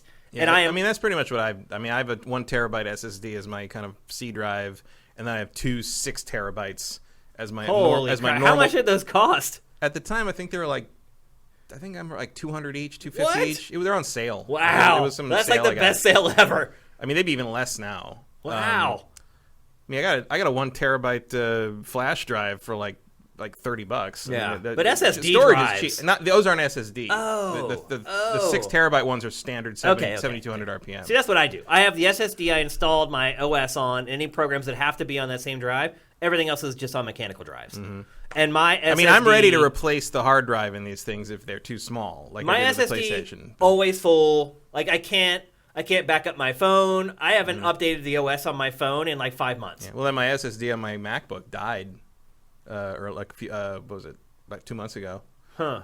Because you can only access them so many times. It was a 7-year-old MacBook, and I didn't want to get a new one because I hate the new ones, but I had to get a new one because it was dead. I've never had a computer die like to the point I couldn't even get the data off it. Like I couldn't use it as like normal. I've had like things die. I've had like hard drives die, but I could still use them as like a storage device on a working computer. Wouldn't even see it as that. Like everything was dead. So like when SSDs die, they die. They're done. Yeah, you can't get your data back either. Yeah. I mean, normally like things like that, if you get like 150 terabyte lifespan, you're talking about like 12 years of use. But I use that computer all the time. So so that's a big deal. How big are these drives going to be? And that's one thing that they haven't committed to, and he would not comment. He's like, I have to leave a couple things left for bite me. I haven't decided yet. Also, I mean, luckily SSD prices have gone way down, so like they could put a larger, I'd say you at least got to give us 2 terabytes. That's going to make it really expensive. No, it won't, because SSD prices are way down. Like, how much is a terabyte SSD drive? I haven't looked in a while. I bet it's a couple $300 probably. Not a third of that, maybe. Really? Not remotely. Huh. No way. I mean, you're probably starting at 1 terabyte, but I would if you should give us an option for 2 terabytes or even 3. Like, well, if the games are smaller, maybe that helps. They ain't gonna be that small. I mean, they wouldn't be using 100 gigabyte discs if they were that small. Yeah. I mean, it's still going to be. I mean, we also know, just in the history of how games work. Oh, you made the data smaller. That means we can go bigger. Yeah, like, they just take advantage of it. Yeah, it's going to stay the same. They're just going to put more in there. They're going to uncompress more stuff. Or they're Yeah. You never get ground back from game dev. Like They're always like, nope, that's what we need. I'm okay with that. It's fine. I want them to keep pushing the envelope. But I need a bigger hard drive in exchange. Yep. So as you said, 100 gigabyte optical discs. There is going to be a 4K Blu-ray player, which no-brainer, but still good to know. Game installation will be mandatory, which it kind of already is. Yeah. And that's because the write speeds are so different from the disk drive to the SSD drive. You can't stream that stuff off the... It'll never work. What else? You'll be able to install portions, again, because of the SSD. You'll be able to install just portions of a game. So... say you get the new Call of Duty, and you're like, I don't really care about multiplayer. I just want to install the campaign. You can do that. You can just install the campaign. You can just install the multiplayer. Again, that should help with space. Yeah. So maybe a terabyte might work. It'll be close. Another cool thing is, you know how like if you want to see what's going on with a game that you like, you have to boot the game up, go into the game's environment and see, like, okay, are any of my friends playing, blah, blah, blah. Well, with the way the SSD is going to work, you're going to be able to see what's going on in all these games right on your dashboard. So you'll just see a leaderboard. It's like, hey, 5 of my friends are playing this, 4 of my friends are playing that, 3 of them are playing that. And you can decide right then. I have that. It's called a friends list. Yeah, but you have to kind of sort through it, and like, it's not one of the bigger deals. I'll give you that. The controller. Let's talk about the controller now. So they said that the controller looks almost exactly like a DualShock 4. That could change. Yeah, I mean, I don't think anyone expected them to revamp that tremendously. I mean, I know there were the rumors about a video screen being in it. But yeah. They didn't say anything about that. That controller design is basically the PlayStation's logo. Like, they're never going to change what that looks like. Yeah. As far as, like, the general form factor. Yeah. Yeah. So anyway, it looks like the DualShock 4, but it has a bunch of new stuff. There's a microphone on the controller, so you're not going to have like a wireless like headset mic. They would not confirm that. You will. You will. The wireless writer saw it and was like, "Oh, hey, you have a microphone." And then Mark was like, "Well, we don't know if that's a microphone or not. It's just a hole in the controller, right?" But the wires writer was like, "Or it's a camera." Yeah. Who wants that? Well, that's. That is my worst angle. You're right. That's everyone's worst angle. But I think what they're saying is that the camera is going to be built into the consoles. That's been the rumor of the last couple of weeks anyway. Same with the Xbox. Yep, both of them will have it. And it makes sense with streaming and everything. I mean, sort of, but at the same, like I mentioned that to my brother-in-law while I was up north. He's like, I keep them both in I keep my consoles in an entertainment center with the door closed. Like how's that going to work? I'm like, well, you're not going to stream a lot. So. Yeah, I don't see him like going on Twitch and streaming like all weekend long or anything. So there's a microphone on the controller.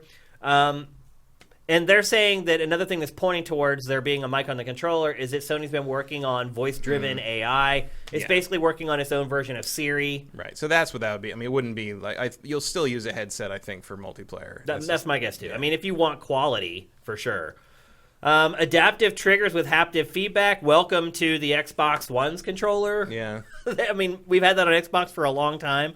The guy from Wired said that he was playing a Gran Turismo demo, and the car had one tire on the side of the road, one tire on the tarmac, and he felt different rumbles in each hand. And then he said that there was also a demo from the Astrobot team, like a platformer, and basically all it was just a bunch of different surfaces that you could walk through. And he said you could feel the difference walking in sand versus walking on a wooden plank. Well, I mean, that's the Xbox doesn't do that. Yeah. So that's like HD Rumble's trying to do some of that on the Switch, but I don't think it really succeeds all the time. Yeah.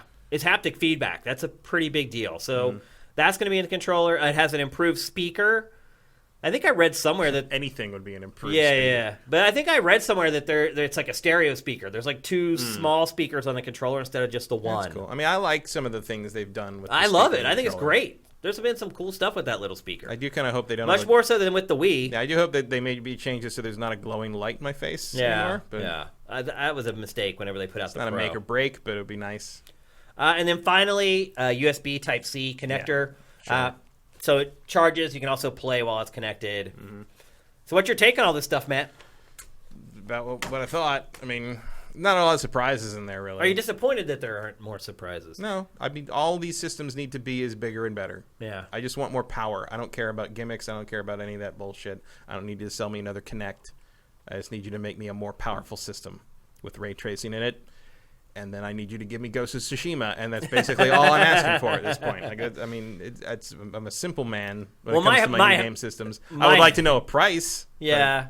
My hope is that by the time we get a look at all the PS5 software, we won't care about Ghost of Tsushima anymore. That it'll be yesterday's news. Well, I think Ghost of Tsushima is a PlayStation 5 launch game. Oh, you don't think it's going to come out for PS4 even? I think it will, but I think you can play both. Oh, yeah, for sure. But my point is, like, by then, I hope that we will have seen PlayStation 5 exclusive software. Don't care. That makes us forget about Not a last chance. gen. Not a single chance. Okay. You will have maybe for you. You'll have to, and millions of other people, because you'll have to cut part of my brain out to get me to not care about Ghost of Tsushima. Oh, that's not what I'm saying. I'm saying that it comes out early next year. PS5 comes out at the end of the year. I don't think I'm hoping that the games. I don't think it comes out early next year. I think it comes out next fall. Oh, so you think it's going to launch for PS4 and PS5 at the same time? Around the same time, yeah. Oh, that's not what I thought you were saying. Or maybe like it comes out August and then there's a PS5 upgrade when you buy PS5 a couple months later or something like that. I think it's going to be one of your like the flagship game for here's what PS4 games look like on the PS5. I mean, it totally could be. But my point is that I hope that they show us stuff that looks so much better that we're not concerned with games like that. Here's the thing. I don't think they will. I don't think they will be. We'll be seeing only made for PS5 stuff for years. Really? I think because it's going to be scalable. I mean, as soon as you turn ray tracing on, it's going to look like another game. Yeah, it's true. I think you're going to be I think everything's going to be cross-gen. It's just the way these things are made. You think every PS5 game you'll be able to go back and play on PS4? I think most of them, yeah. That's interesting. I never thought about that really. I don't think there's going to be a huge dividing line between the two systems in terms of library on this one. I think eventually you will get there. And, like, there will be a big deal made of, like, oh, this one's only PS5. Like, you cannot play this on PS4. This is true next year. I think there's going to be an element of that. But right now, I think everything's – because the install base is so big on the PS4 and you're not going to get that install base on the PS5 and, for a couple of years minimum, and these things cost so much, you want those PS4 sales. So I think if you can do that, if you can scale them like that, I think that's what we're going to see for most of this stuff. I think it would stunt PlayStation 5 sales. But I don't know if Sony or Microsoft cares about that anymore. Right, yeah. I mean, if you listen to Pachter, this might be the last physical hardware generation. Yeah, well, he said that 2 generations now, but like... Has he? Yeah, he said the same thing about this generation, if I remember right. Maybe it was someone else. I've never seen that, but maybe I've definitely seen people predict this was the last hardware generation that we're in right now, or that PlayStation 4 and Xbox One were going to flop, and If people are so averse to buying hardware, why is the Switch selling like it is? I think no matter what, we can agree, though, that Microsoft and Sony aren't as concerned as they used to be about selling as many consoles. No, I don't think. I think they're seeing this coming generation as more of a marathon than a sprint. I think they just want people in the ecosystem. They want people in the ecosystem. They'll get there. Like they'll get, but right now, it makes more sense to sort of kind of make the transition easier. I think you're seeing the shift to the phone model. I mean, sometimes, Apple puts some upgrade up that makes all my games stop working. But in general, if I buy a new iPhone, I can still play all the old stuff. And the stuff that comes out after that new iPhone is released, I can still play on my old iPhone. Yeah. You don't divide up your customer base like that, even if they are spending a lot of money for new hardware. Like, that's just the new normal. Yep. So I think that's where they're going with this. I know they said the internal rumor stuff that says the backwards compatibility on PS5 is not really ready yet. It's not really working the way they want it to yet. So everything might not be ready to. You may not be playing every single PS4 game on your PS5 at launch, but I think they'll get there. I think they'll get there in the way that Xbox One got there, and I think part of the business strategy is you don't have to buy this right now, but it's there if you want it to look amazing. I think the third-party stuff is the problem. Yeah, because I'm sure Sony. Certainly, the third-party stuff is going to be multi-platform, obviously. But I don't know if my question is: are they going to be different versions?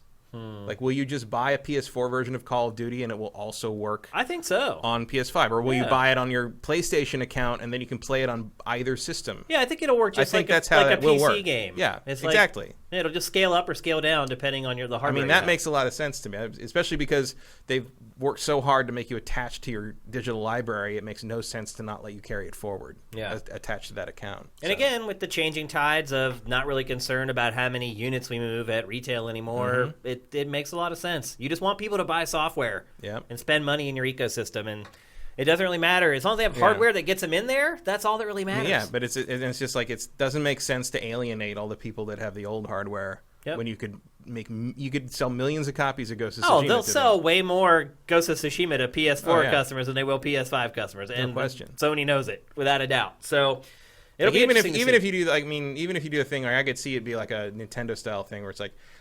$5.99 for the PS5 upgrade on Watch Dogs Legion or something like that. Some little patch. Some little really isn't anything.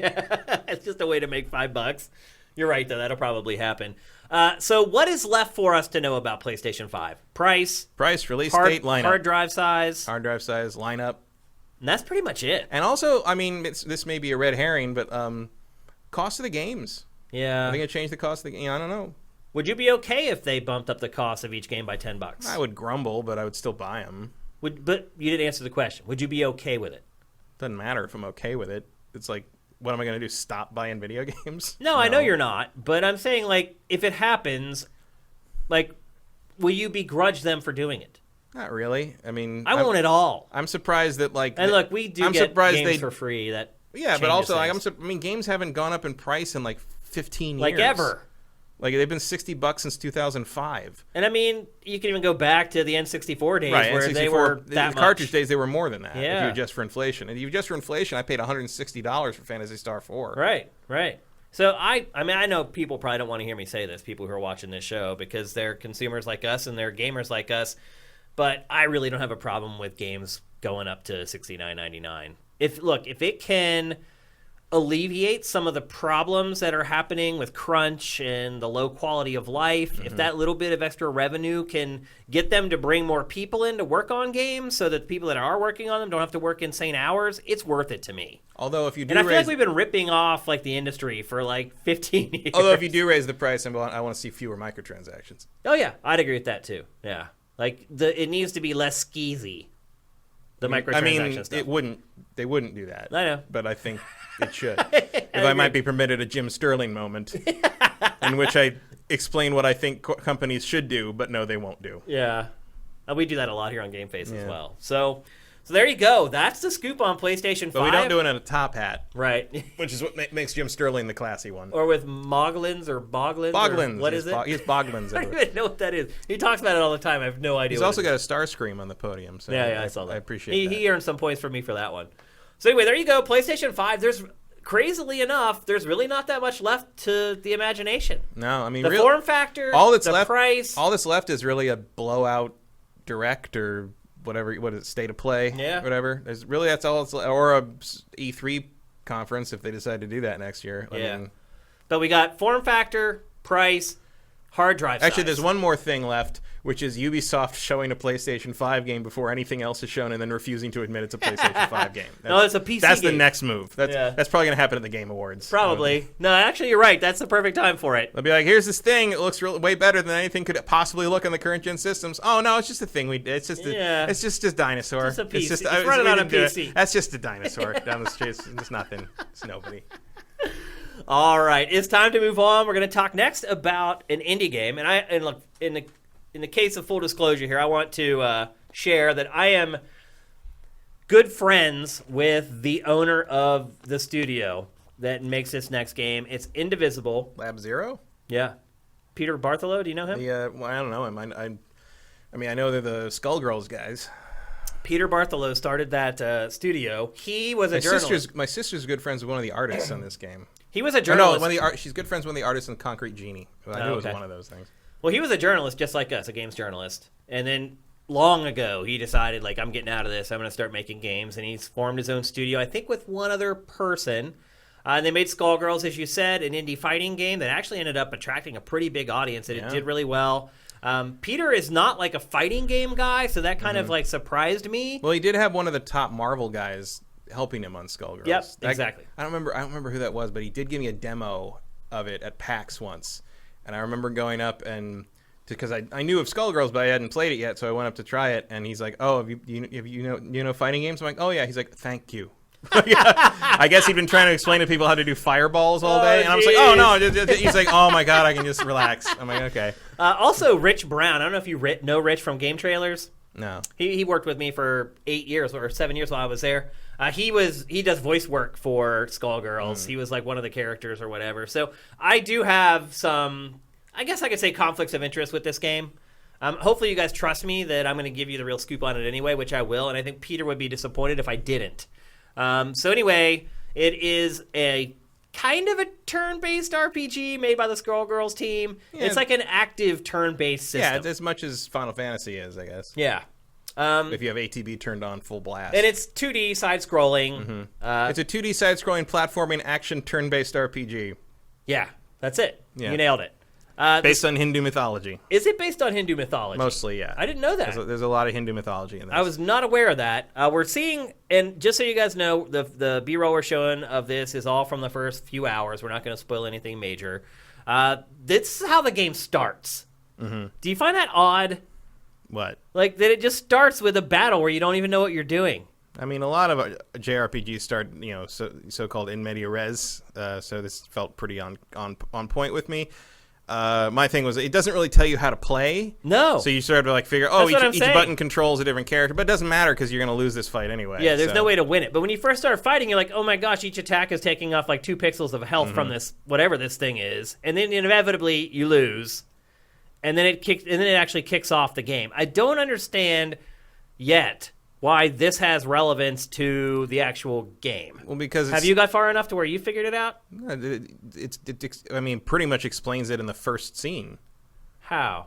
Well, it says 16 years later. Right. After that, the guy there in the back, that's her father. Oh, I didn't know that. When he got old for 16 years. Got old fast. Yeah. Like, I don't know. But when he at the end when they win the fight, but like they all get really beat up. If you see, he's got the same scar or the same injuries that her father has. I didn't pick up on that later on. And the implication I think is that the girl is her mother. Oh, that's my guess. Okay, so you play as a young girl who, when the game starts, has a father but no mother. Yeah, her mother's absence is a mystery. Yeah, her mother's dead, or so she thinks she's dead. Yep, and she's never been told what happened to her. No, and the father's been mercilessly training her to do something or other. Because see the axe. Oh yeah, the sharp eye there.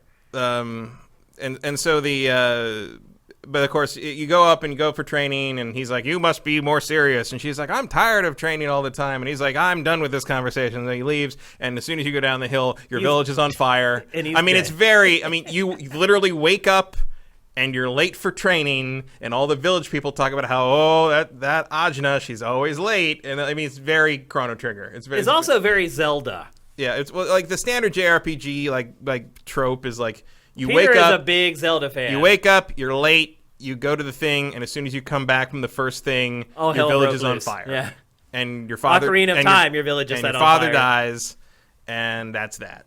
Yep. So after that, she decides to take revenge on the leader of the bad guys that destroyed her village. But before she can do that, she fights the guy who kills her father. But in the middle of the fight, he gets sucked into her brain, into her mind, into her inner world, and she can't get rid of him, and he can't get out, and they can't kill each other. So he just has to come with her, and so she just goes off on to go find his boss basically. And along the way, collects a bunch of other weird characters that also end up in her brain, and they pop out of her head to fight the. You pop out of her brain to fight the battles, and otherwise they just sort of pop out for conversations. They're all pretty funny. And you can go to that other world that they all exist in. You can jump in and talk to them, and that's also where you upgrade her. Like when you collect enough, upgrade Grievitses and stuff.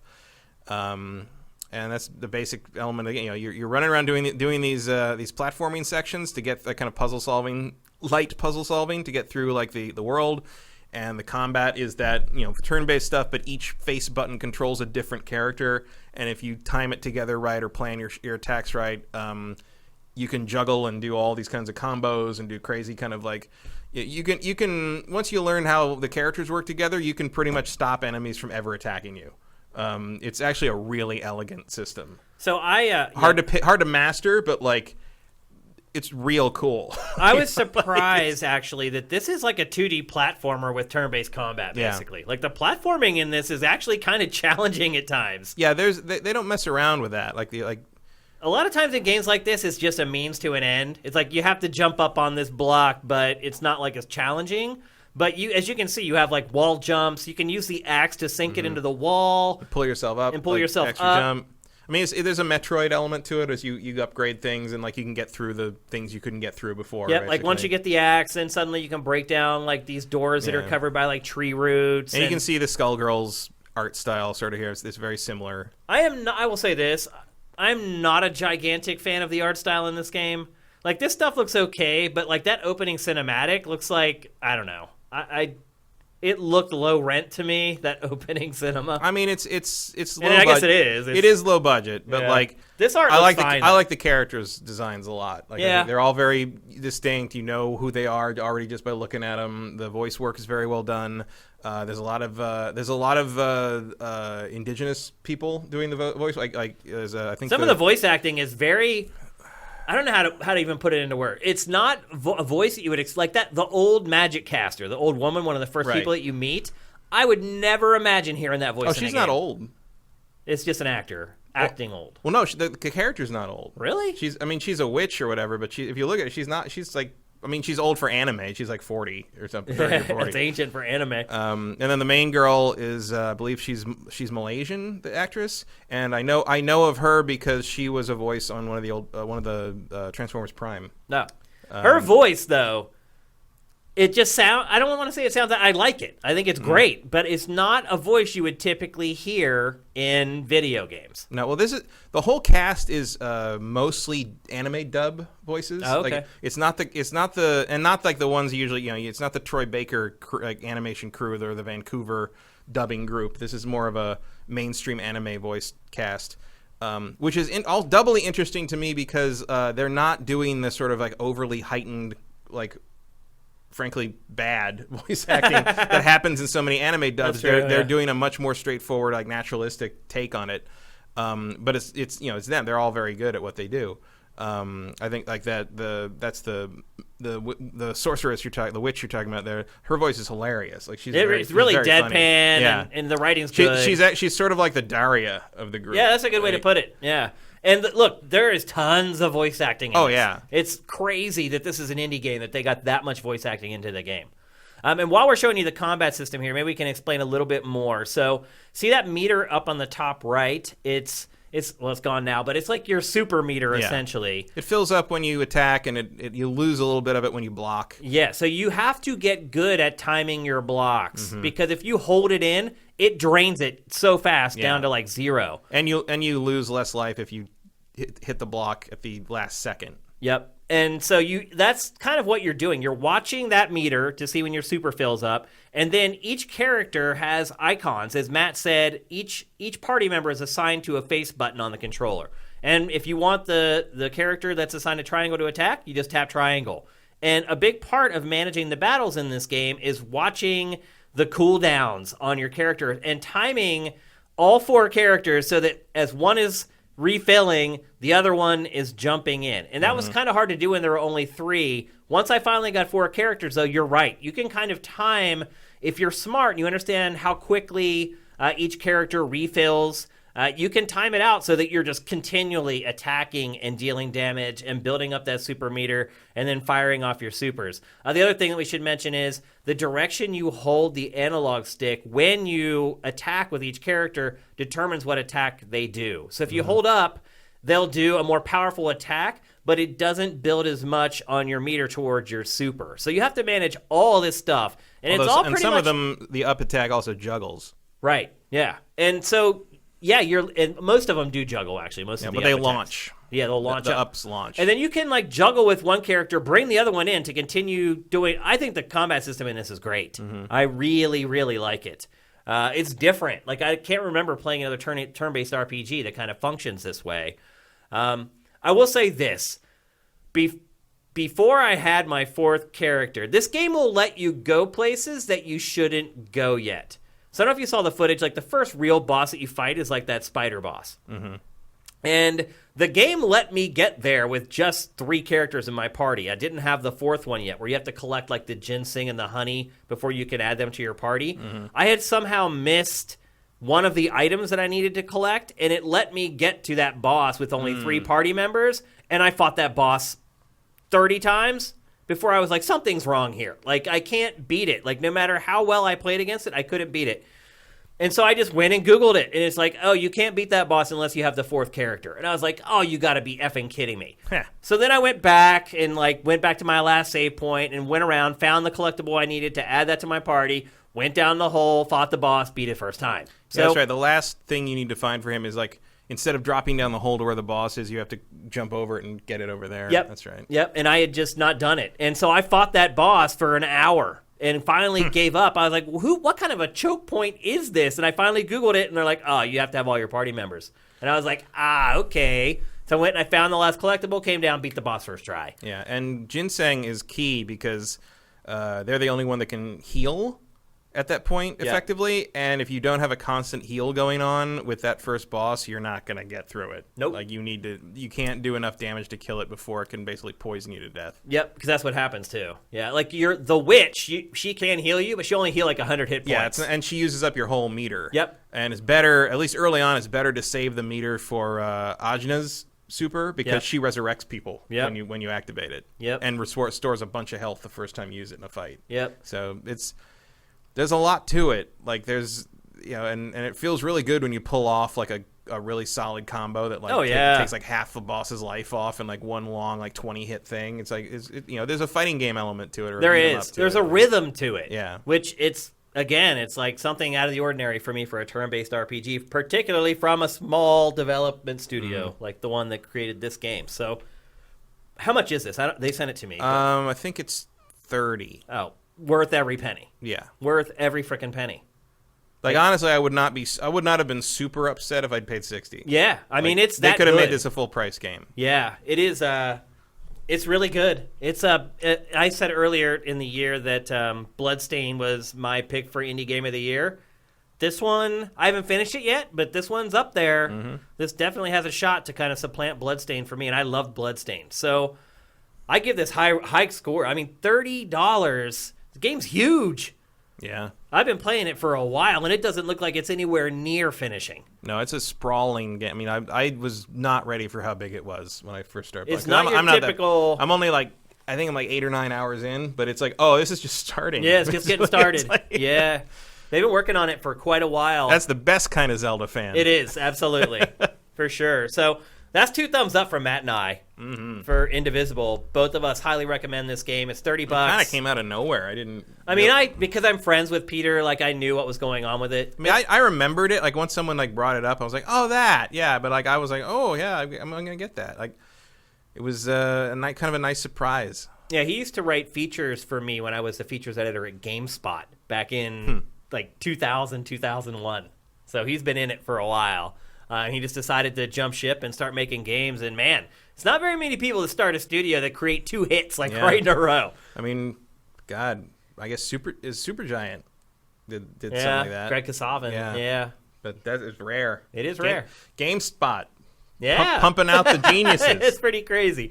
But yeah, Indivisible is great, man. It's on every platform. Yeah. You can get it on all of them. No matter what you have, you can play it. And it's cheap, and you're going to get your money's worth and then some. Yeah, like if you're looking at this and you're like, oh, that looks good, then you're going to like it. Yep. It's exactly what it looks like. Yeah, there's no subterfuge going on here. No. This is what we... It's well written. It's very funny. It reminds me of Avatar: The Last Airbender to some Vincent degree. Is saying it hasn't been released for not Switch, on Switch yet.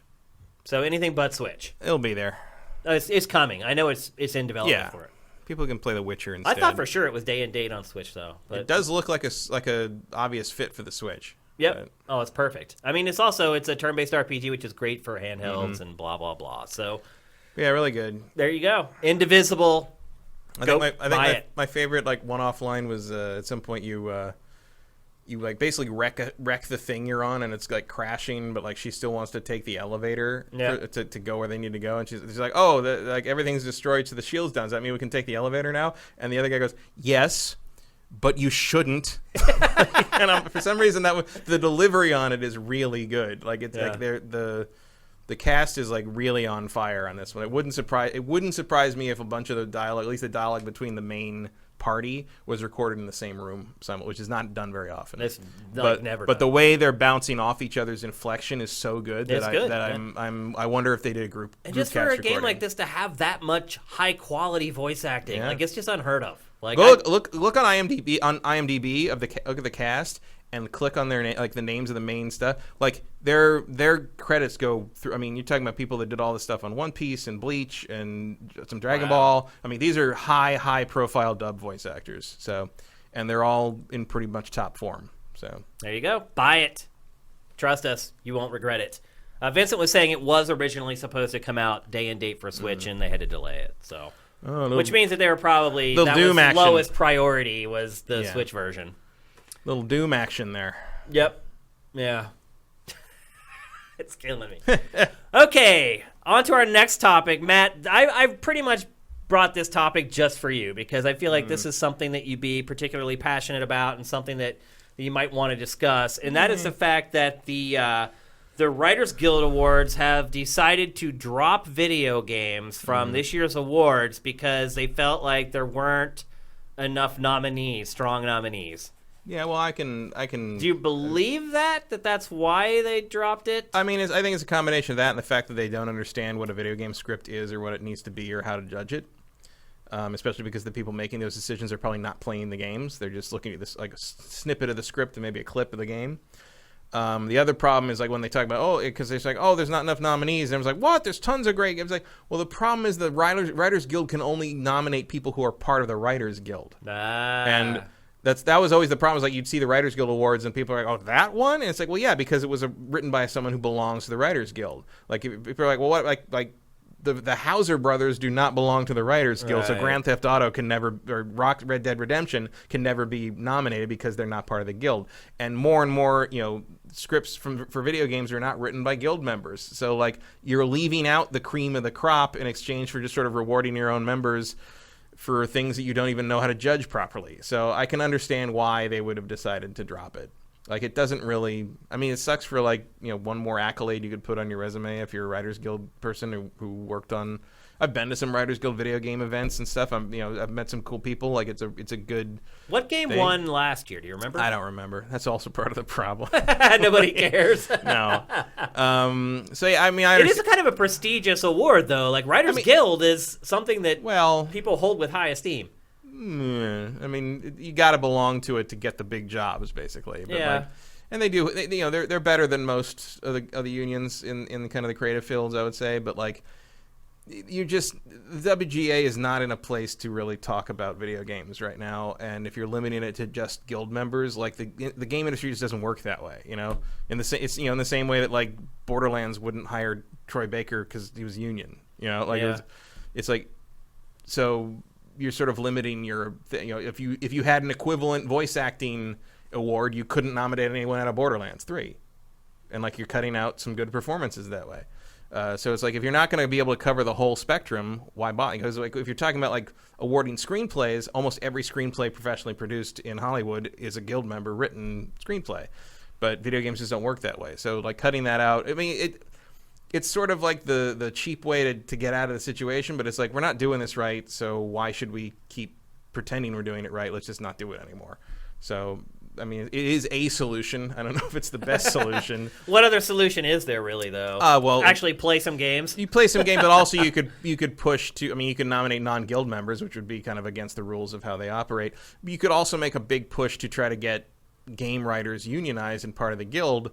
But I'm pretty sure the industry wouldn't appreciate that very much because they have to pay them more. But the writers would. The writers would, but in the end, you're probably just going to lose business because you're going to lose those writers' business because like writing is just not prioritized by most game studios.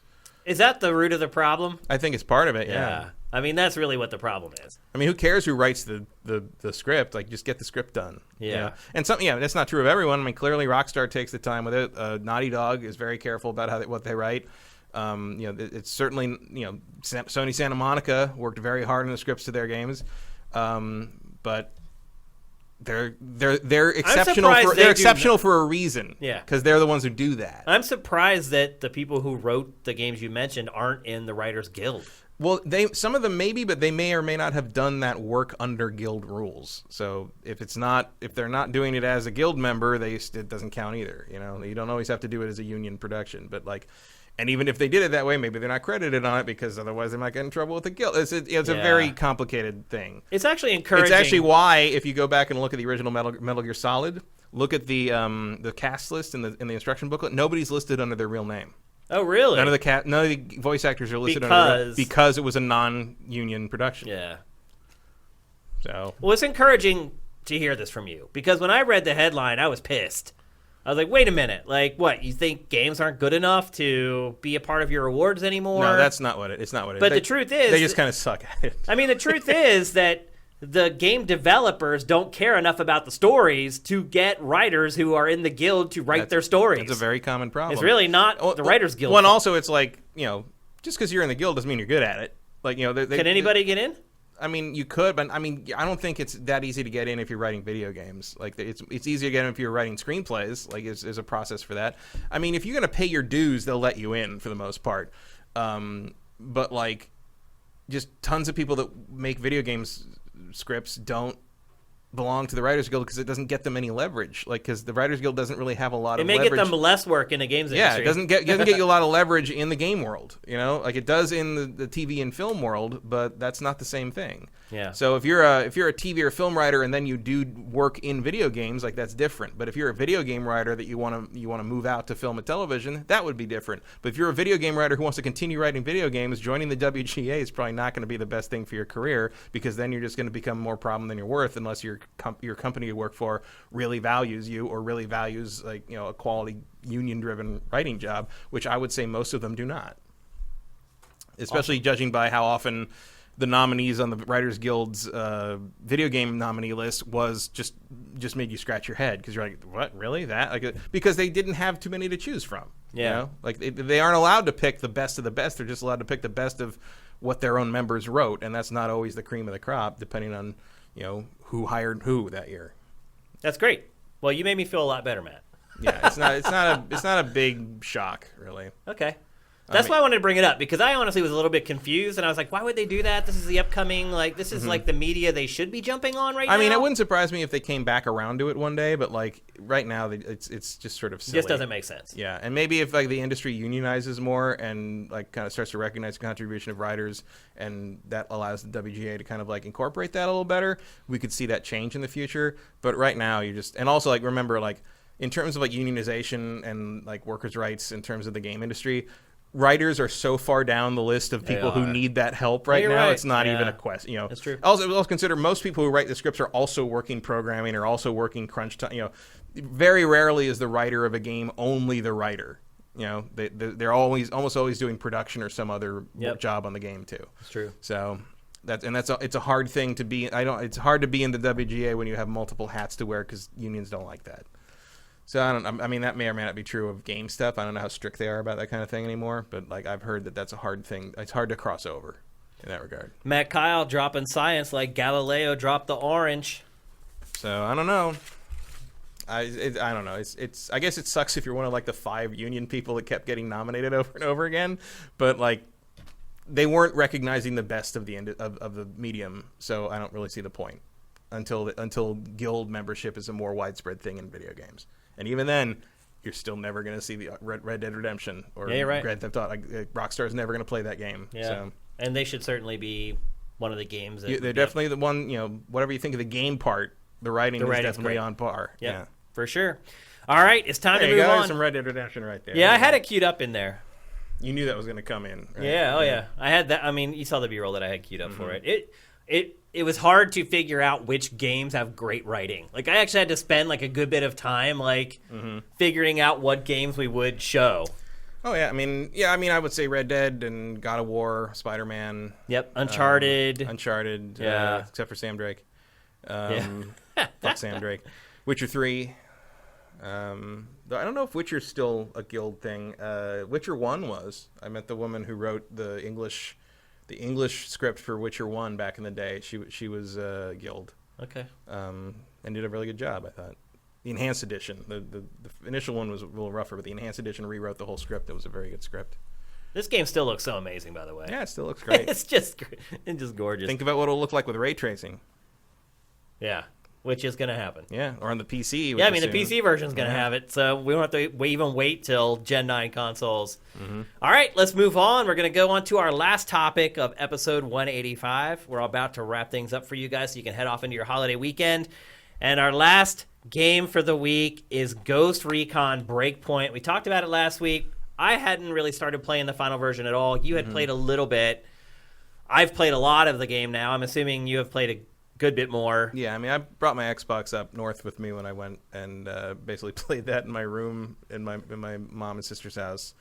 My brother-in-law was also playing at the same time with his group, and so we compared notes a fair amount. So I got like probably 30 hours in the thing. What's your gear level? 124 or something like that, and I'm maxed on XP level. I'm 30, level 30. Yeah, the XP. cap is 30 in this, which is a little odd. Which you hit pretty quick. Yeah, really. you get to it pretty quickly. I maxed out level 10 to all 4 classes. Like did the whole. I haven't finished the story yet, but I've been open worlding the hell out of it while listening to podcasts. Basically, it's been interesting. First of all, the reviews for this game have come in really late. Really late and really low. Yeah. But, I mean, IGN just put up its review of this yesterday. And usually IGN's day and date with their reviews.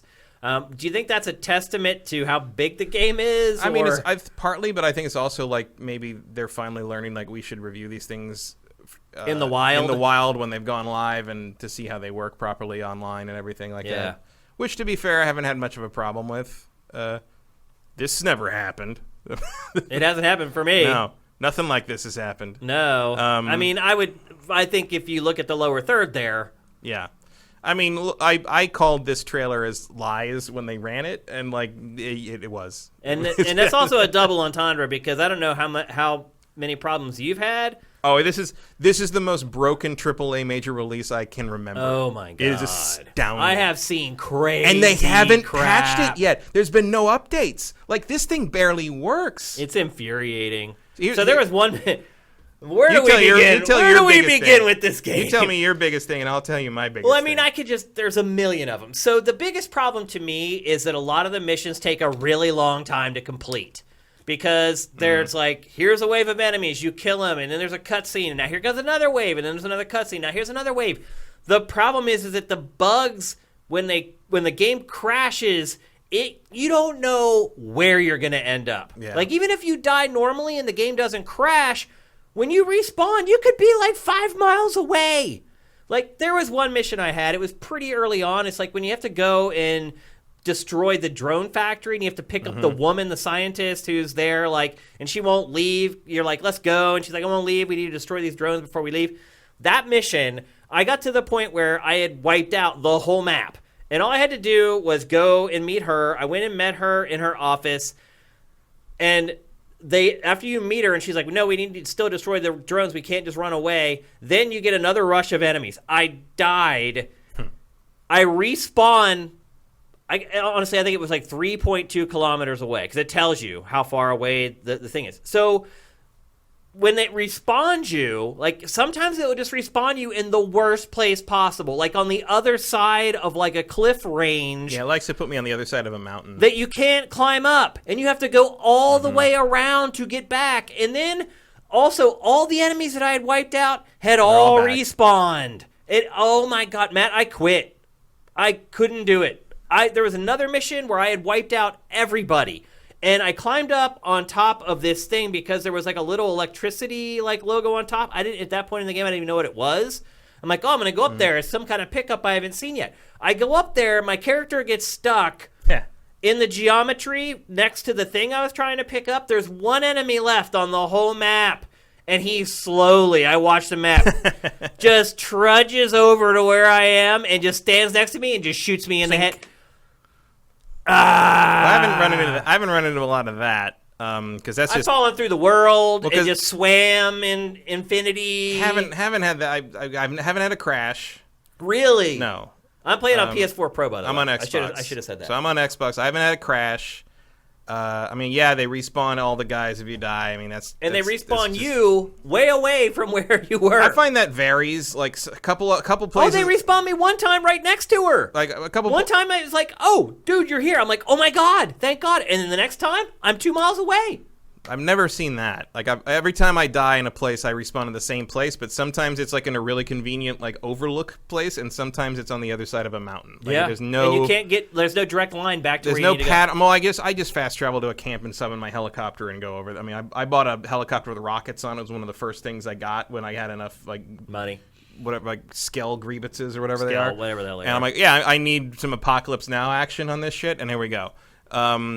My problems have not been like of that nature. My problems have been just very strange, broken problems. Like the worst thing I saw was it was one of the side quests, and you have to go help like the brother-in-law or something of the guy who runs Erewhon, runs the hideout place. And you go help them, and then you're on this big like you get in the turret of a car, and you're on this big like chase, and you got blow up guys chasing in jeeps. It's like every freaking every Ubisoft mission ever with a vehicle in it. And you get to the place you're getting, and you go and like see the guy's wife and talk to her and stuff. And of course you're rampaging through like 2 miles of territory, blowing guys up. The best thing in this game is just rush and kill. And you're just blowing stuff up. So everybody's seeing you're not hitting everybody, but you're still speeding through, and it's fine. So I get there, and we get in the cutscene where he goes into the thing, and you start talking to the wife, and they start talking about like what's going on and how you better get out because and then suddenly the cutscene ends and it cuts back to outside the cabin, and I die because. Yeah. Guys who had been alerted to us during the drive followed us to the cabin, and while my character model was just standing outside the cabin while the cutscene played, they killed me. Wow. And I had to do the whole thing again. The whole mission had to do it again. You also have to watch every cinematic. Yeah, there's no way to skip them. It's over very weird. And over and over and if you again. stop, there's an option to stop them, but you have to do it again. It doesn't complete it. It just cancels it. Yep. And I've seen getting I've had things where suddenly my gun stops working. Oh, yeah. Or you spawn and you have no gun. I've killed people with no gun. Yeah. It's just my hands showing in the screen. There's a definite, lag in terms of loading everything in. Yep. I've done this thing where sometimes I'll be running, and then I'll stop, and then when I move again, I've left versions of my guns floating in midair. Oh, They're still on my character, but there's a duplicate just floating in midair where I was standing. It's just a mess. It really is a mess. The cutscenes, I mean, they fixed the depth of field problem, but, have you seen this thing where tons of the cutscenes are pushed in twice as far as they should be, and guys' heads are cut off? You're just staring at somebody's torso the whole time. Yeah. It's very weird. The game is it should not have been released. It feels like it's 6 months from release. Yeah. It's real rough. The other thing too is that the game is not what you're seeing right now. This was the not at most all. false advertising. This game, if you try to play the game this way, you'll never beat it. The way you beat this game is you just rush in and just shoot enemies in the face. Pretty much. Because they're so slow to react and aim, you just run up to them and just shoot them. Like it's I mean, that's how I do like patrols. Like you say, mark them all, and just go plink, plink, plink, plink in the head, and you're done. Like there is never a reason to use anything other than a single shot assault rifle in this game, unless you need distance, in which case you use a single shot sniper rifle. There is no reason for this game to exist. That's my thing. Well, here's the thing, though. There's no reason. The reason for it to exist is to make Ubisoft a ton of money. Right. Because I will tell you this. I haven't seen this many people on my friends list playing the same game probably since God of War came out. Wow. Like, I've gotten like 9-10 people playing it on my Xbox list. I got 9-10 people playing it on my PS4 list. People bought it. I'll say this, absolutely Matt, bought it. It is a shame that you skipped The Division 2 and played this. The Division 2 is so much better than this game. So much better. It's like night and day. In fact, don't buy this game. Buy The Division 2. If you can find it on discount, all the better. But even at full price, The Division 2 is a vastly superior game. That's a double shame because the content of this is so much more interesting to me. Do you think it is? Like, I hate it. It's like everything's like an investigation. Like, everything's about taking, like, photos with a little camera and choosing which intel you want. Like, that is not what I thought this game was the setting here is more interesting. The premise is more interesting. The style of gameplay is more interesting. Like, I'm not interested. If it really was that way, though, it's just a run and gun. That's what I've been playing the whole game. That's all I want. I mean, I knew what it was going to be. I knew it was going to be Wildlands 2, but like I like this. I like the setting and everything better than Wildlands. It's not a better game than Wildlands because it doesn't fucking work. Right. My problem with it Wildlands didn't really work at first either. True. I mean, my problem with it isn't that it's like uninspired or it's a bad like idea or something. My problem is it doesn't work properly. Yeah. Like if it worked, I mean, I've played it 30 hours. It's not like I don't enjoy like the basic shooting of it, but it's like I don't enjoy hardly anything in this. I was just dragging my butt through this game. No, I like it. I just wish it wasn't. I wish it was done because it's not done. And there's so many elements of it that are clearly like the survival stuff was clearly more integrated originally. Like you can see all the ration stuff, having to bivouac stuff. I guarantee you at some point like what camo you had on the character mattered, and that you'd have to like change. Like clothing, depending on the they mentioned the biome stuff too often. Right. For not. I mean, I guarantee there was like probably like a Breath of the Wild thing where you had to wear like lighter clothing or warmer clothing depending on where you were in the world. Yeah. Like stuff like that clearly had to have been. I mean, you can. I mean, maybe this comes later, and I'm not far enough in the story because I've been playing for a long time. It's still not here, but like. You can break down the armor and equipment into like, but I don't know what to use that for because there's no crafting. Where is the crafting? I don't know. Like, it's not there. There's all this stuff that you collect, like all these plants and stuff. It's like, what do you do with it? Well, you can make like syringes, and you can make like make stuff at the bivouac. But I've never had to use any of the ration stuff to be competitive at all. It's complete. But it's all or nothing. Like either you die or you don't. It's not. I mean, I promise you that at some point, like all this stuff was probably more integrated, and it just got slowly scraped out as like either they didn't have time to balance it, or the focus groups just told them it wasn't fun. The other thing, of course, is I think this game got rushed out. This is absurd. Watching this now after playing this game, these trailers, they are absurd. Mm-hmm. This was a big con job with this game. Yeah, I said that. Nothing like this, though. I know. I said that when I saw these. They're not going to change that formula. I mean, these animations are in the game, right? But you don't need to do any of that. Why don't you just shoot him in the head? Right, you just run up to him and just stab him or shoot him in the face. Like you've got if you got a suppressor on the gun, like no one's going to know what happened. Like, or if they do know what happened, you just sit there and those run at you and you headshot them as they roll. I mean, I've killed 20 dudes at with once. A pistol. Also, that doesn't look like that. No. But like so I mean, it's not like I don't enjoy it, but I wish it was finished. Like, I do not enjoy it. I think I think this definitely got moved up like half a year or something because they needed something else. Wasn't going to make it. No, they needed a Q4 game because Assassin's Creed wasn't going to make it this year. Right. So I think they needed something to take its place, and we ended up with an unfinished Ghost Recon game. Yeah, like I don't feel like the gunplay feels good in this game, like any of it. I've not wielded a single gun where I was like, damn, it feels good to shoot that gun. I have one gun that does. It's I can't remember the name because I'm not a gun person, but it's like an SC. It's an assault rifle called the SC 173 or something like that. I set it to one shot, and it is basically my death. One shot kill. It is so good, and I just found a gold version. that just rips shit up. It's like if you take a hostage in this game and just wield a pistol, you're dead. You're not. No, you can drop enemies with one headshot. Well, yeah, you can drop one headshot, but I've gotten torn up when I tried to grab a guy. Oh, really? Yeah. No, I've ran through a whole level with a guy held hostage. No, they die like that when I tried to do that before. Because I would do that to because sometimes they have intel and you have to grab them and do that. And I got caught by people and I'm like, all right, I'm just, and this guy falls over dead. I'm like, oh, okay. That's the other thing about this game is you get locked into stuff. So you're like, okay, I'm going to heal because I'm here. And next thing you know, some dude comes running around the corner and it's takes forever to get out of the animate. You just die. You're dead. Well, these guys, I mean, I guess it's supposed to be so you don't go run around trying to heal at random. But the worst thing for me is when I want to get up from a prone position. Yeah. And these guys just take all day. I'm like, are your animation knees that bad? So You're pretty. I mean, slow. my character looks be about 26. I don't think your knees should be that bad yet, lady. Get up. Oh, that's another thing. So I'm playing as a female character. The game calls me male all the time.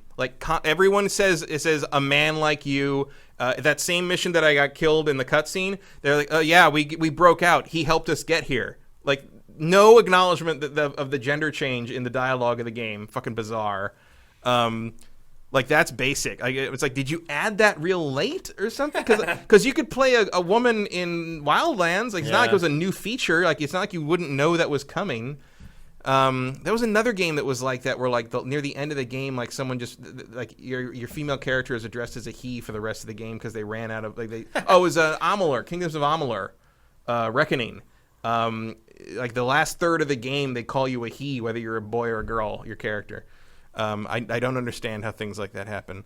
And there's even things there's the behemoth guarded things, the behemoths are level 250 drone tank things, and they're guarding usually these towers that have the really good blueprints and skill point upgrades and stuff.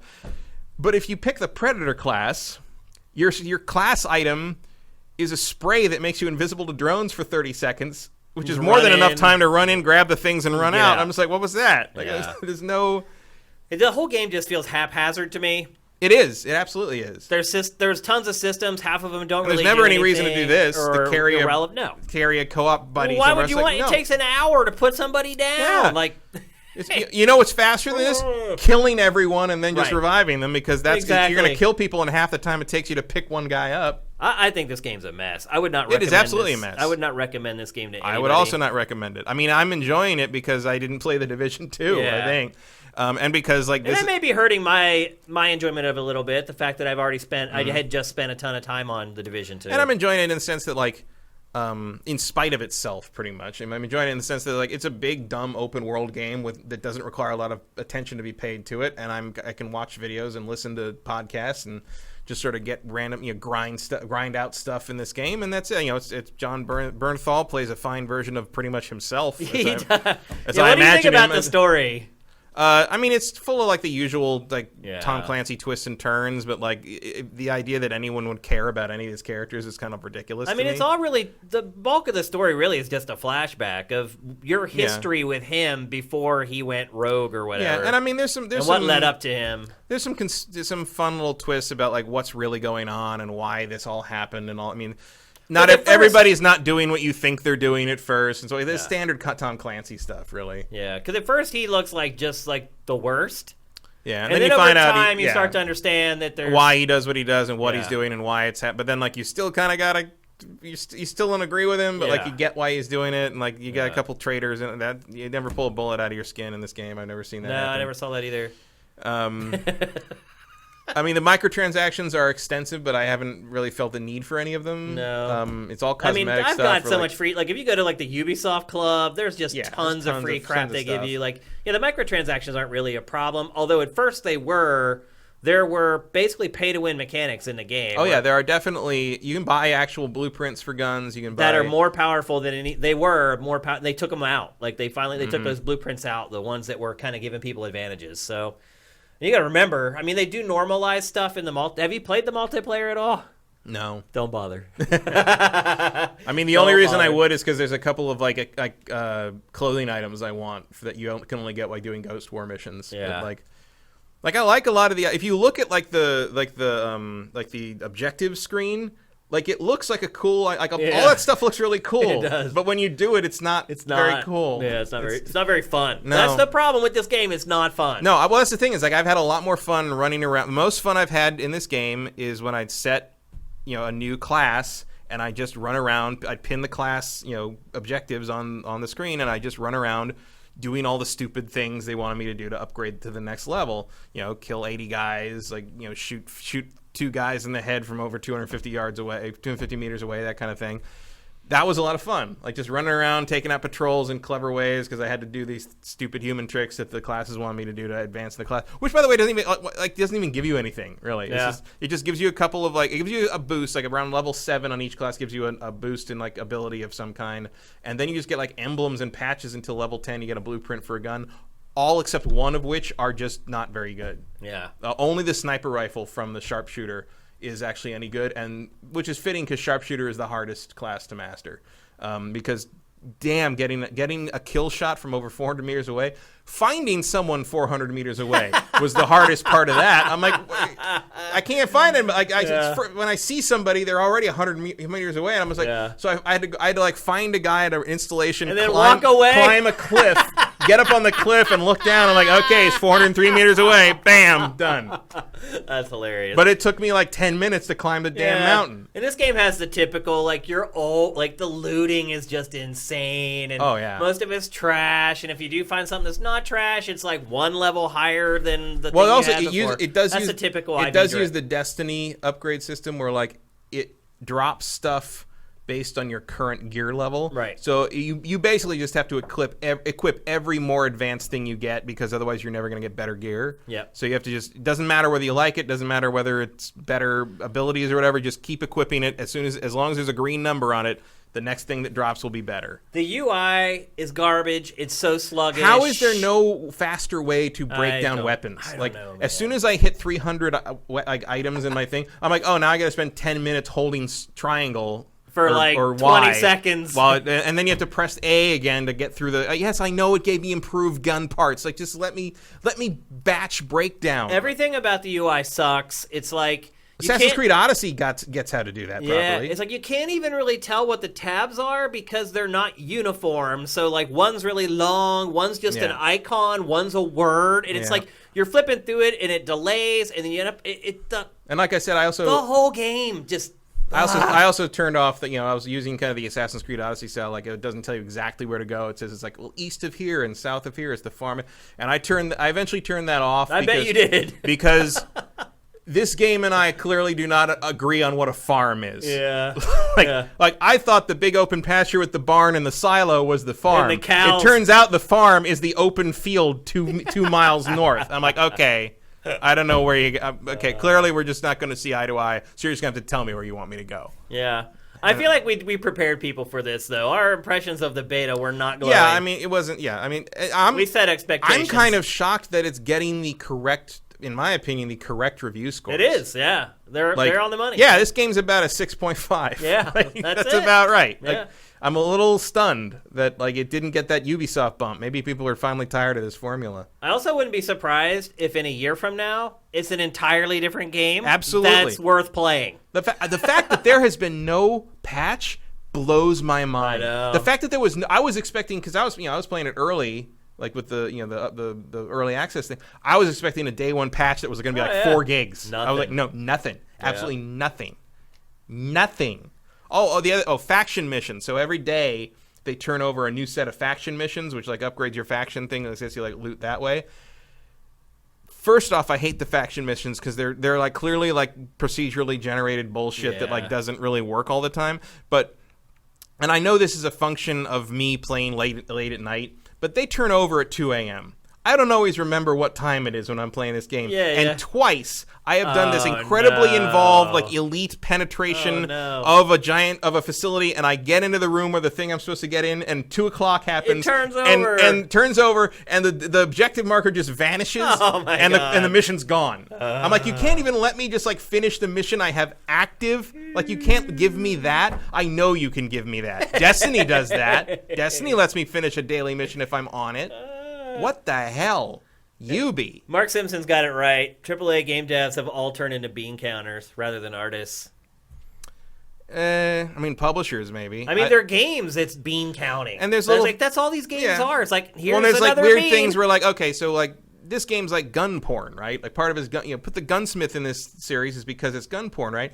None of the guns match up to what they are. Also, like, the gunsmith is like awkward. Again, the UI that's not crap. my point. That's not my point at all, though. My point is that if you're gonna like put all these guns in here and these real guns and model them so carefully, why isn't the performance and the usage in the game of them reflecting what they are? Like if you look at there's a 40. I saw it was one. I can't remember which gun it was, but it was a 45 caliber gun. If you look at the close up in Gunsmith, it says imprinted on the gun 45 caliber.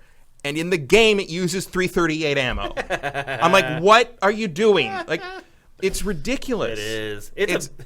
It's like how I know you had gun experts on this game somewhere, right? Oh yeah, like 10 of them. Like that's the whole point. I mean, like you have a mode that lets me look so close at these guns that I can tell that you screwed it up. Yeah. Like why is that happening? They're sabotaging themselves. You did it to yourself. Yes. Yeah. So yeah, this game needs massive patching, massive upgrades. Wait a year, buy it for $20. Like it'll probably be better in March, which I think is probably when it was meant to come out. And then it'll be too late. Because think about it. March is looking awesome. But think about it. They made this game in like 19 months. I know. You can tell. It definitely can tell. Yeah. Definitely can tell. So anyway, there you go. That's Ghost Recon Breakpoint. I don't think it was their fault. I think Ubisoft pushed them to get this thing ready for this quarter. Sure. And that's that. And that's that. That's the best way to put it. And that's that.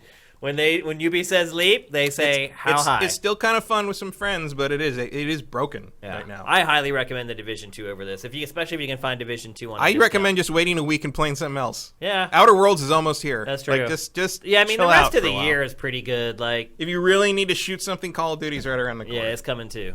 So there you go, Ghost Recon Breakpoint. Or just get Wildlands for like $9. Right. And again, it's been all fixed and it all works. Yeah, Wildlands works great now. There's nothing better about this game. And you than get your Wildlands. your companions. Right. They're patching into this one, but like, I miss that. I miss the banter. Yeah, that's true. So there you go. It's time for our trailer of the week. As you guys know, this is your time to get your questions into chat. Also, when we come back from this trailer of the week, we're going to be giving away a free game. So get your trivia hats on. Get your questions into the chat while we run the trailer of the week. Go at Sifted Games so we can pluck them out from all the other comments. It makes it much more easy so we aren't doing this odd, weird, like fumbling around thing while we try to answer your questions. The trailer of the week this week is for Marvel's Avengers. They just revealed Miss Marvel, which is what this trailer is for. And as it turns out, she's the main character. She's the main character. Yeah. Do you find that crazy? Not at all. That they didn't reveal the main character until after they had shown all the other stuff? Well, it just kind of goes along with their whole thing. I mean, you want to like push the main guys, I guess, the Avengers and stuff. I mean, we saw her in the early trailers. She was there. She's the narrator in those early trailers. Yeah. But she is their most popular character created this century so far. Is that true? She's huge. I didn't know that. And I don't just mean in the sense that nice pun, yeah. But no, she's a big deal. She's going to get her own Marvel Disney Plus series coming up. She's probably going to be in Captain Marvel 2. So focusing on her makes a lot of sense, especially if you're trying to pull in the younger audience, because the younger audience loves her, like right along with Spider-Gwen and Miles Morales and all that new generation of superheroes. And she looks like she plays way better than anyone else we've seen. So like she looks fun to play as. Agree. So I'm into it. All right. So with that, let's roll it. What is your name? Kamala Khan. I was just some weird kid from Jersey who didn't fit in. I kind of stole something off of AIM's server. Huh? What? Why? Why? AIM calls people like me inhuman. He claims we're sick, violent. He says our disease will kill us in the end. Well, I don't believe it.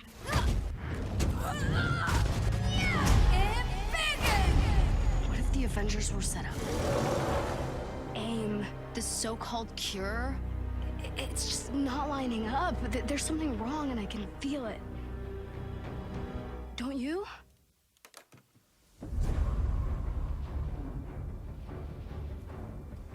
The kid isn't human.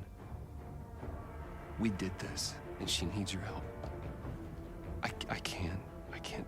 You can't what? You're ditching me? Hey, don't take it personally, kid. No, this is what he does. This was a mistake. So you're both just gonna walk away? The Avengers were set up. Cap was murdered. You think I don't know that? I've replayed that day in my head 1,000 times. Guess what? No one cares. The world needed someone to blame, and he gave them their scapegoat. So, unless you have some kind of astounding proof, I suggest you both get off my land. What is that? Proof.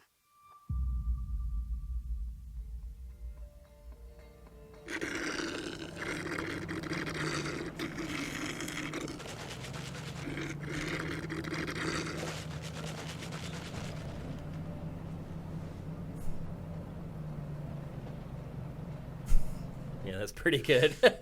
Don't annoy Banner. That's not. You wouldn't want to make him angry. That's for sure. Just keep it quiet. I was saying to Matt while we were watching the trailer that it's shocking that they made her the main character because she's probably the hardest one to model and animate. And... Yeah, she also because there's no real precedent for how she looks in live action. Yeah, because I mean I know it's not super photoreal, but they're trying to do a realistic look there, and there's no one's done that with her really yet. So they're kind of treading breaking new ground with that character there, which is cool to see. Also, I think she's a really good entry point of view character for this because. In the comic, she's an Avengers fangirl, and it seems like she is in the game too. So being able to see these characters through her eyes is kind of she's a good way. If you got to do the kid thing, if you got to do the like they did with Magma and X-Men Legends, or you usually have the I'm a new member of the whatever, and that's how you kind of learn the ropes. She's a great pick because she loves all that stuff already. Yeah. So she's us basically. She's if we were there, we would be like her. Could be like, oh, you're Iron Man and you're Hulk, and yeah. I know everything about you, Hulk, but I'm still dumb enough to suck a straw down while I'm driving with you, even though you're getting really mad, and that's probably a bad thing to happen, especially when you're driving. Yep. Okay, we're going to do the game giveaway first before we get to Q&A. Also, I don't know if you noticed there, but they did redo Thor.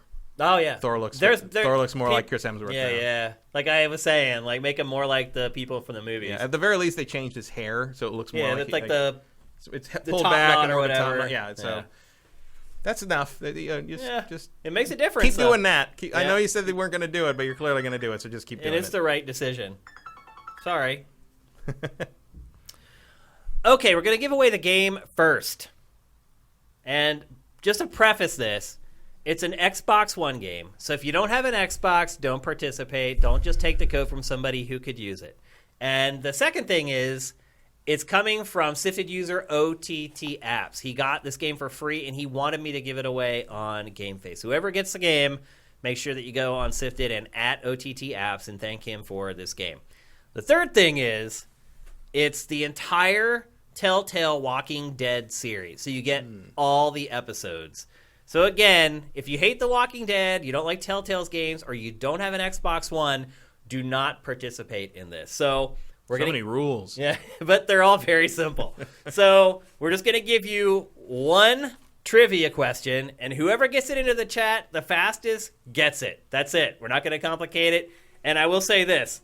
The question is pretty easy. So if you know The Walking Dead, it's basically going to be who can type out the answer. What if I just fear The Walking Dead? Well... Nobody cares about that. No. Is that show even on still? It is, yeah. It is? I actually think it might be better than The Walking Dead. I'm holding out hope on that. It's high praise. The new season of The Walking Dead launches on Sunday, I think. So anyway, here we go. Here is the question. Get your fingers on the keyboard at the ready. It's an easy question, so get ready to type. What is the name of Negan's baseball bat? Someone just typed Lee. That was there before you even read the comic. That's great. Who's going to get it? There it is. Sneaky Solid Snake. Lucille, that's right. You did spell it wrong, but that's close enough. Okay, so Sneaky Schnolid Snake. I can't even say it right. Hey, make sure that you friend us here on Twitch. And then when we're done with the show, I'll accept your friend request, and then we can direct message each other, and I'll send you the code when I get home. So There you go. Congratulations. Again, that's from OTT Apps. Thank you very much for making that available and helping out a fellow sifter. Also, thanks to everybody who has been pledging or has been subscribing with Twitch Prime. I've been seeing it out of the corner of my eye, like all show, just like dozens and dozens of people subscribing. Thank you so much. In fact, if you're watching it or if you're listening to the show on iTunes or on Google Play, that's the way that you can help us completely free. You can give us a free $2.50. All you got to do is connect your Twitch and your Amazon Prime accounts and just subscribe to our channel on Twitch, and you can give us free money. Anyway, let's get on with some Q&A. Let's see what we got here. We don't have a ton of questions, it doesn't look. Oh, actually, there is a lot. Eve Demon, what game do you think should be considered for Game of the Year that won't be considered by major outlets? And why do you think it won't be considered? For me, it's Shadowbringers because it's behind a 250 play time. I don't know what that means. It means it's the Final Fantasy 14 expansion. You have to play 250 hours to get to it. Gotcha. I mean, that's probably the biggest one. I'm sure there will be people on individual staffs that have played it and will advocate for it, but everyone else who didn't bother to play it will just be like, it's an MMO, fuck it. Yeah. I can definitely see the single or two double advocates for that expansion in like the meetings at the end of the year just being sort of like ignored by the editors-in-chief that would never even touch it. Yeah. The competition isn't that stiff this year. Not really, no. There is no real standout. But there is a giant... Yeah, there's a giant wall in front of most people when it comes to experiencing Shadowbringers. Plus, it's just an MMO. That's a wall on its own. Do you have a pick? I mean, no, I think that's my pick, frankly. I mean, I haven't played it yet because I'm still trying to get to it. But, like, I mean, I think that's the obvious choice. Otherwise, I can't really think of much that would be overlooked. Luigi's Mansion. You haven't even played that yet. I played it at E3. You played 5 minutes of it. Like, I played like a half hour of it. Okay. Now play 3 more hours. Well, I will. What if it gets terrible? It might be terrible. I mean, we don't know yet. But he's just saying, what game do you think? Oh, he said should be, which means I should have played it already. Okay. Yeah. I mean, Shadowbringers is an easy pick because, like, it's highly praised by those who played it, but, like, almost no one in games press has the time to get to it. Or most people in general have the time to get to it. Man, I don't know. Bloodstained, I guess, is the only kind of underrated game, I think. Maybe. I mean, I can't see that being I would forgotten. never give it Game of the Year, but... No, I mean, I could put it on, like, a short list, maybe. Yeah, I mean, it might be Indie Game of the Year, but not just GOTY. That's a tough question. I don't know. This year? Like, I mean, it's in the running, probably. There's not a lot of AAA stuff that would take up, like, maybe, like, a top 5 from Bloodstained might get in there. Oh, Control, maybe? Yeah, Control problem. I don't know. Control might be overlooked, or Control might be, like, the black sheep that everyone's like, oh, this was really good, but it should have been more popular. But I think that's kind of what he's asking, though, isn't it? I think like what game is really not going to be that popular is kind of a sleeper for Game of the Year. No, he's saying like who won't even that won't be in the running. Like people won't nominate it. Yeah, I think Control. Honestly, I don't know, it got good review scores, but nobody cares. Yeah, but I think the people that work at game outlets are aware of it and liked it. Like the problem is that it just didn't do well at retail. I just think that it may just be forgotten by the time Game of the Year. I don't think. I think that made an impact on anyone who played it, and I think most people in the press played it. I think the problem is that it just did not penetrate the mainstream consciousness at all for whatever reason. That would be a very interesting like marketing study to sort of see how and why the Control marketing just never made a dent on it. I mean, it didn't make a dent on me either. Oh, like, I didn't react to it until I played it. It's gone like dust in the wind. Justin Horman, we're about a year out from the next gen. What are your picks for games from this gen or even last gen that you thought went underappreciated, not necessarily underrated, and probably deserved a little bit more love? Control. There it is. I mean, that's the banner. I think something I played recently on backwards compatibility was Divinity. Was it Original Sin 2? No, that's got plenty of. It was. It got a lot of love. Divinity 2 Ego Draconis. What about Greedfall? You really like that? Yeah, that's going to be forgotten. I'm not done with it yet. We'll see. But they sent me a code actually. But Divinity 2 Ego Draconis is last gen. It was by Larian. It was predates Divinity Original Sin. It's an action RPG where you can transform into a dragon, open world action RPG that almost nobody played. But like it was clunky and janky, but it was fun and it was shockingly funny. Like it was very well written for a weird Eastern European fly-by-night B-list RPG. So that would be my pick. And for some reason, it's still like $40 on Xbox One. They probably haven't made their money back yet. That's my guess. Might be. Emperor Dread, thank you for subscribing via Twitch Prime. Again, I'm sorry that I missed a bunch of these. I wish I could call you guys all out by name, but they're gone. Like, the chat just kind of cuts off. Snub Barracuda, thank you. Next time, guys, wait till the end of the show to subscribe. I know some of you guys couldn't stay till the end, and maybe that's why you did it when you did. But if you can, always wait till the end of the show, because I really, really want to recognize you guys for doing it. Vincent. If this is how bad Breakpoint is, are you concerned for Watch Dogs Legion, the presumed game that was supposed to be there? What about the infinitely delayed Skull and Bones? I'm not worried about Watch Dogs Legion because that game has been in development for a very long time. They aren't putting that thing out till it's done, I don't think. Skull and Bones, I think that may be vaporware. Might not exist anymore. Yeah, I don't know. Although Ubi does have a habit of like keeping stuff around. Yeah, my concern is like, I need to have it reconfirmed that Beyond Good and Evil 2 is still happening. Yeah. Remember, we're supposed to get a beta of that this fall. Yeah, I'm starting to wonder that too. I mean, they had such a big media rush there because they were like playing it live and like every week they put out like another hour of the game. I don't think it's gonna get canceled or anything, but I wonder if it's just being held back for next gen. It looks like it could benefit from next gen. Toast 916X. Shane, I noticed that you have still been playing Borderlands 3. Have you changed your mind on the game? I did continue playing Borderlands 3. I'm not proud of it. But after I said on the show I wasn't going to play it anymore, I kept playing it. And no, I didn't end up... all the criticisms I gave it, or that I shared on the show, I still have with the game. And in fact, what finally made me quit was what had made me quit the time before. I got to a choke point where I'm like, I'm going to have to keep trying this until I get lucky, and that's the only way I'm going to beat it, and I never went back. So, no, my thoughts on Borderlands 3 still stand. I mean, I'm surprised that you noticed that I kept playing it, though. I thought I was doing that on the deal. Someone's always paying attention, Mr. Mulder. Someone's always watching. Thanks for everybody firing off the Shane emojis in the chat. That's great. I love that. Chevelle Man 1979, thank you for Twitch Prime. 21 months, almost 2 years straight, brother. That's freaking awesome. The Stand user, Evan, is finally watching the live show because we did it at a later time. He's in Japan.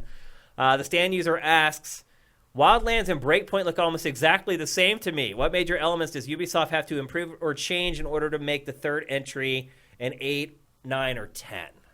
Well, they could finish it this time before they release it. That would be the main thing. Yeah, it's really buggy. Like, that's a deal breaker to me because some of these missions take a while, man. You have to be methodical and, like, you have to use your drone and mark everybody and then track them all down and kill them. And then you die, and it's like nothing ever happened. Yeah. Well, and also, like, I think just, like, presentationally, they need to step it up a bit. Like, the fact that all the side quests is a generic dialogue. Like, you go up and ask people stuff, and they just, like, say, like, I can help you with this. Like, thanks. And, like, there's nothing specific. No one reacts to you. Like, people always run from you, and you get the same like 5 lines of dialogue from every NPC, whether they're part of the subquest or not. Like, there's just no...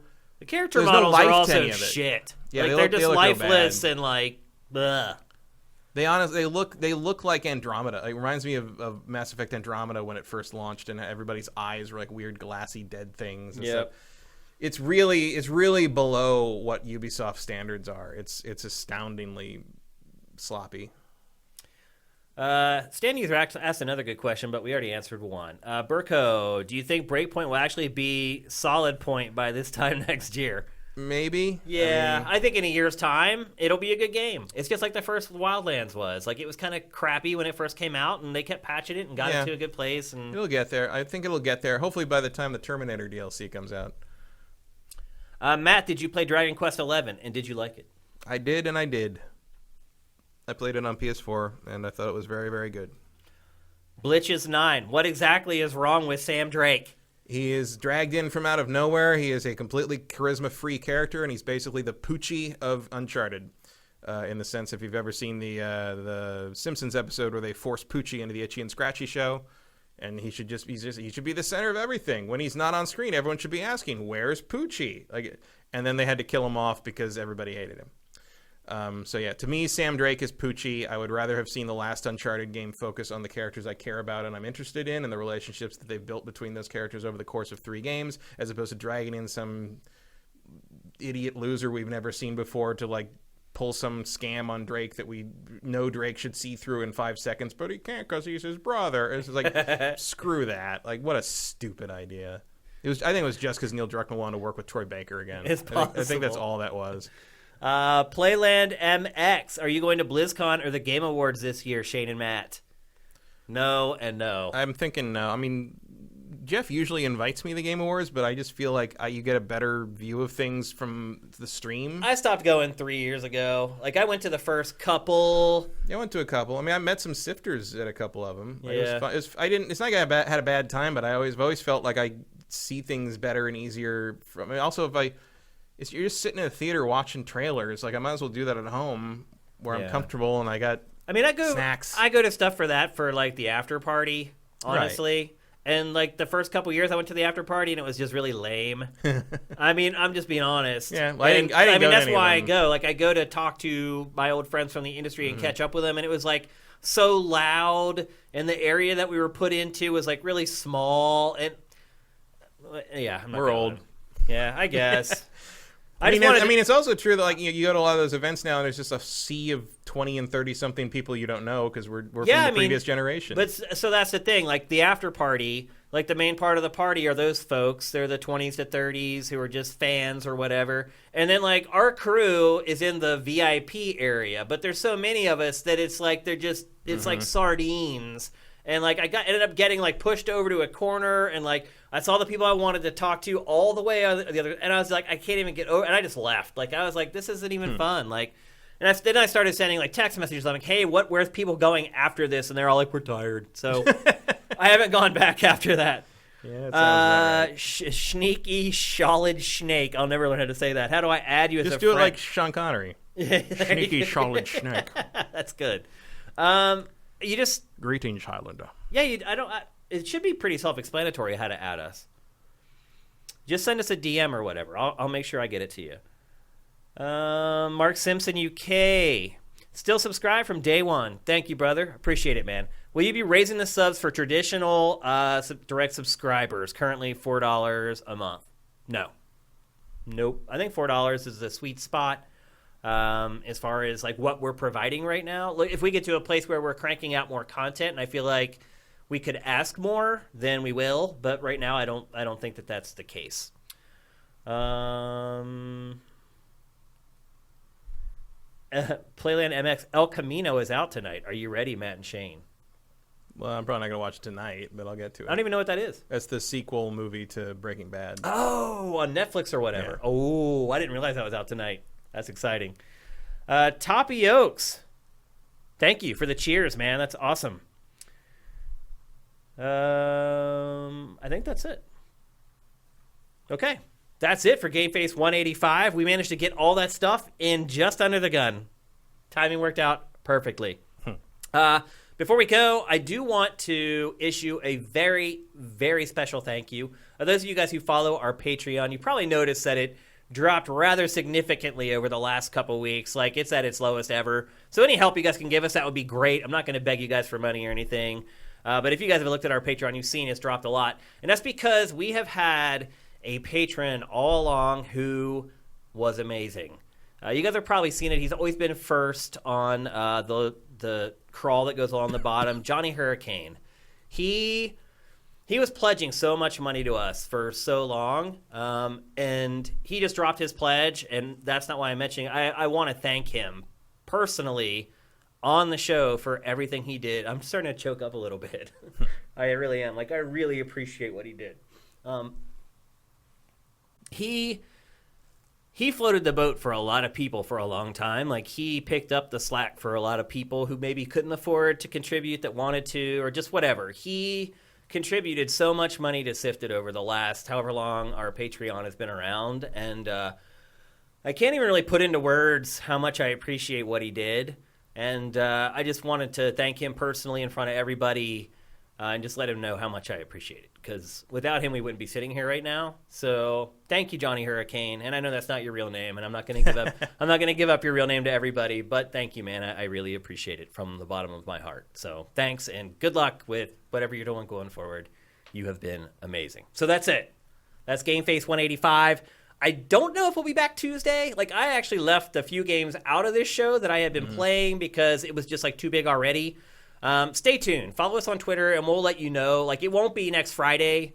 It'll be before next Friday. I don't know if we'll be able to get a show together Tuesday. We'll do our very best to do that. Matt and I will get to playing and try to get another show ready for you guys by Tuesday. But just follow us on Twitter, or if you go to the site, you can follow the official GameFace thread in the forums there, and we'll keep you up to date. So with that, everybody have an amazing and safe long weekend. We'll see you next week. GameFace is up and out.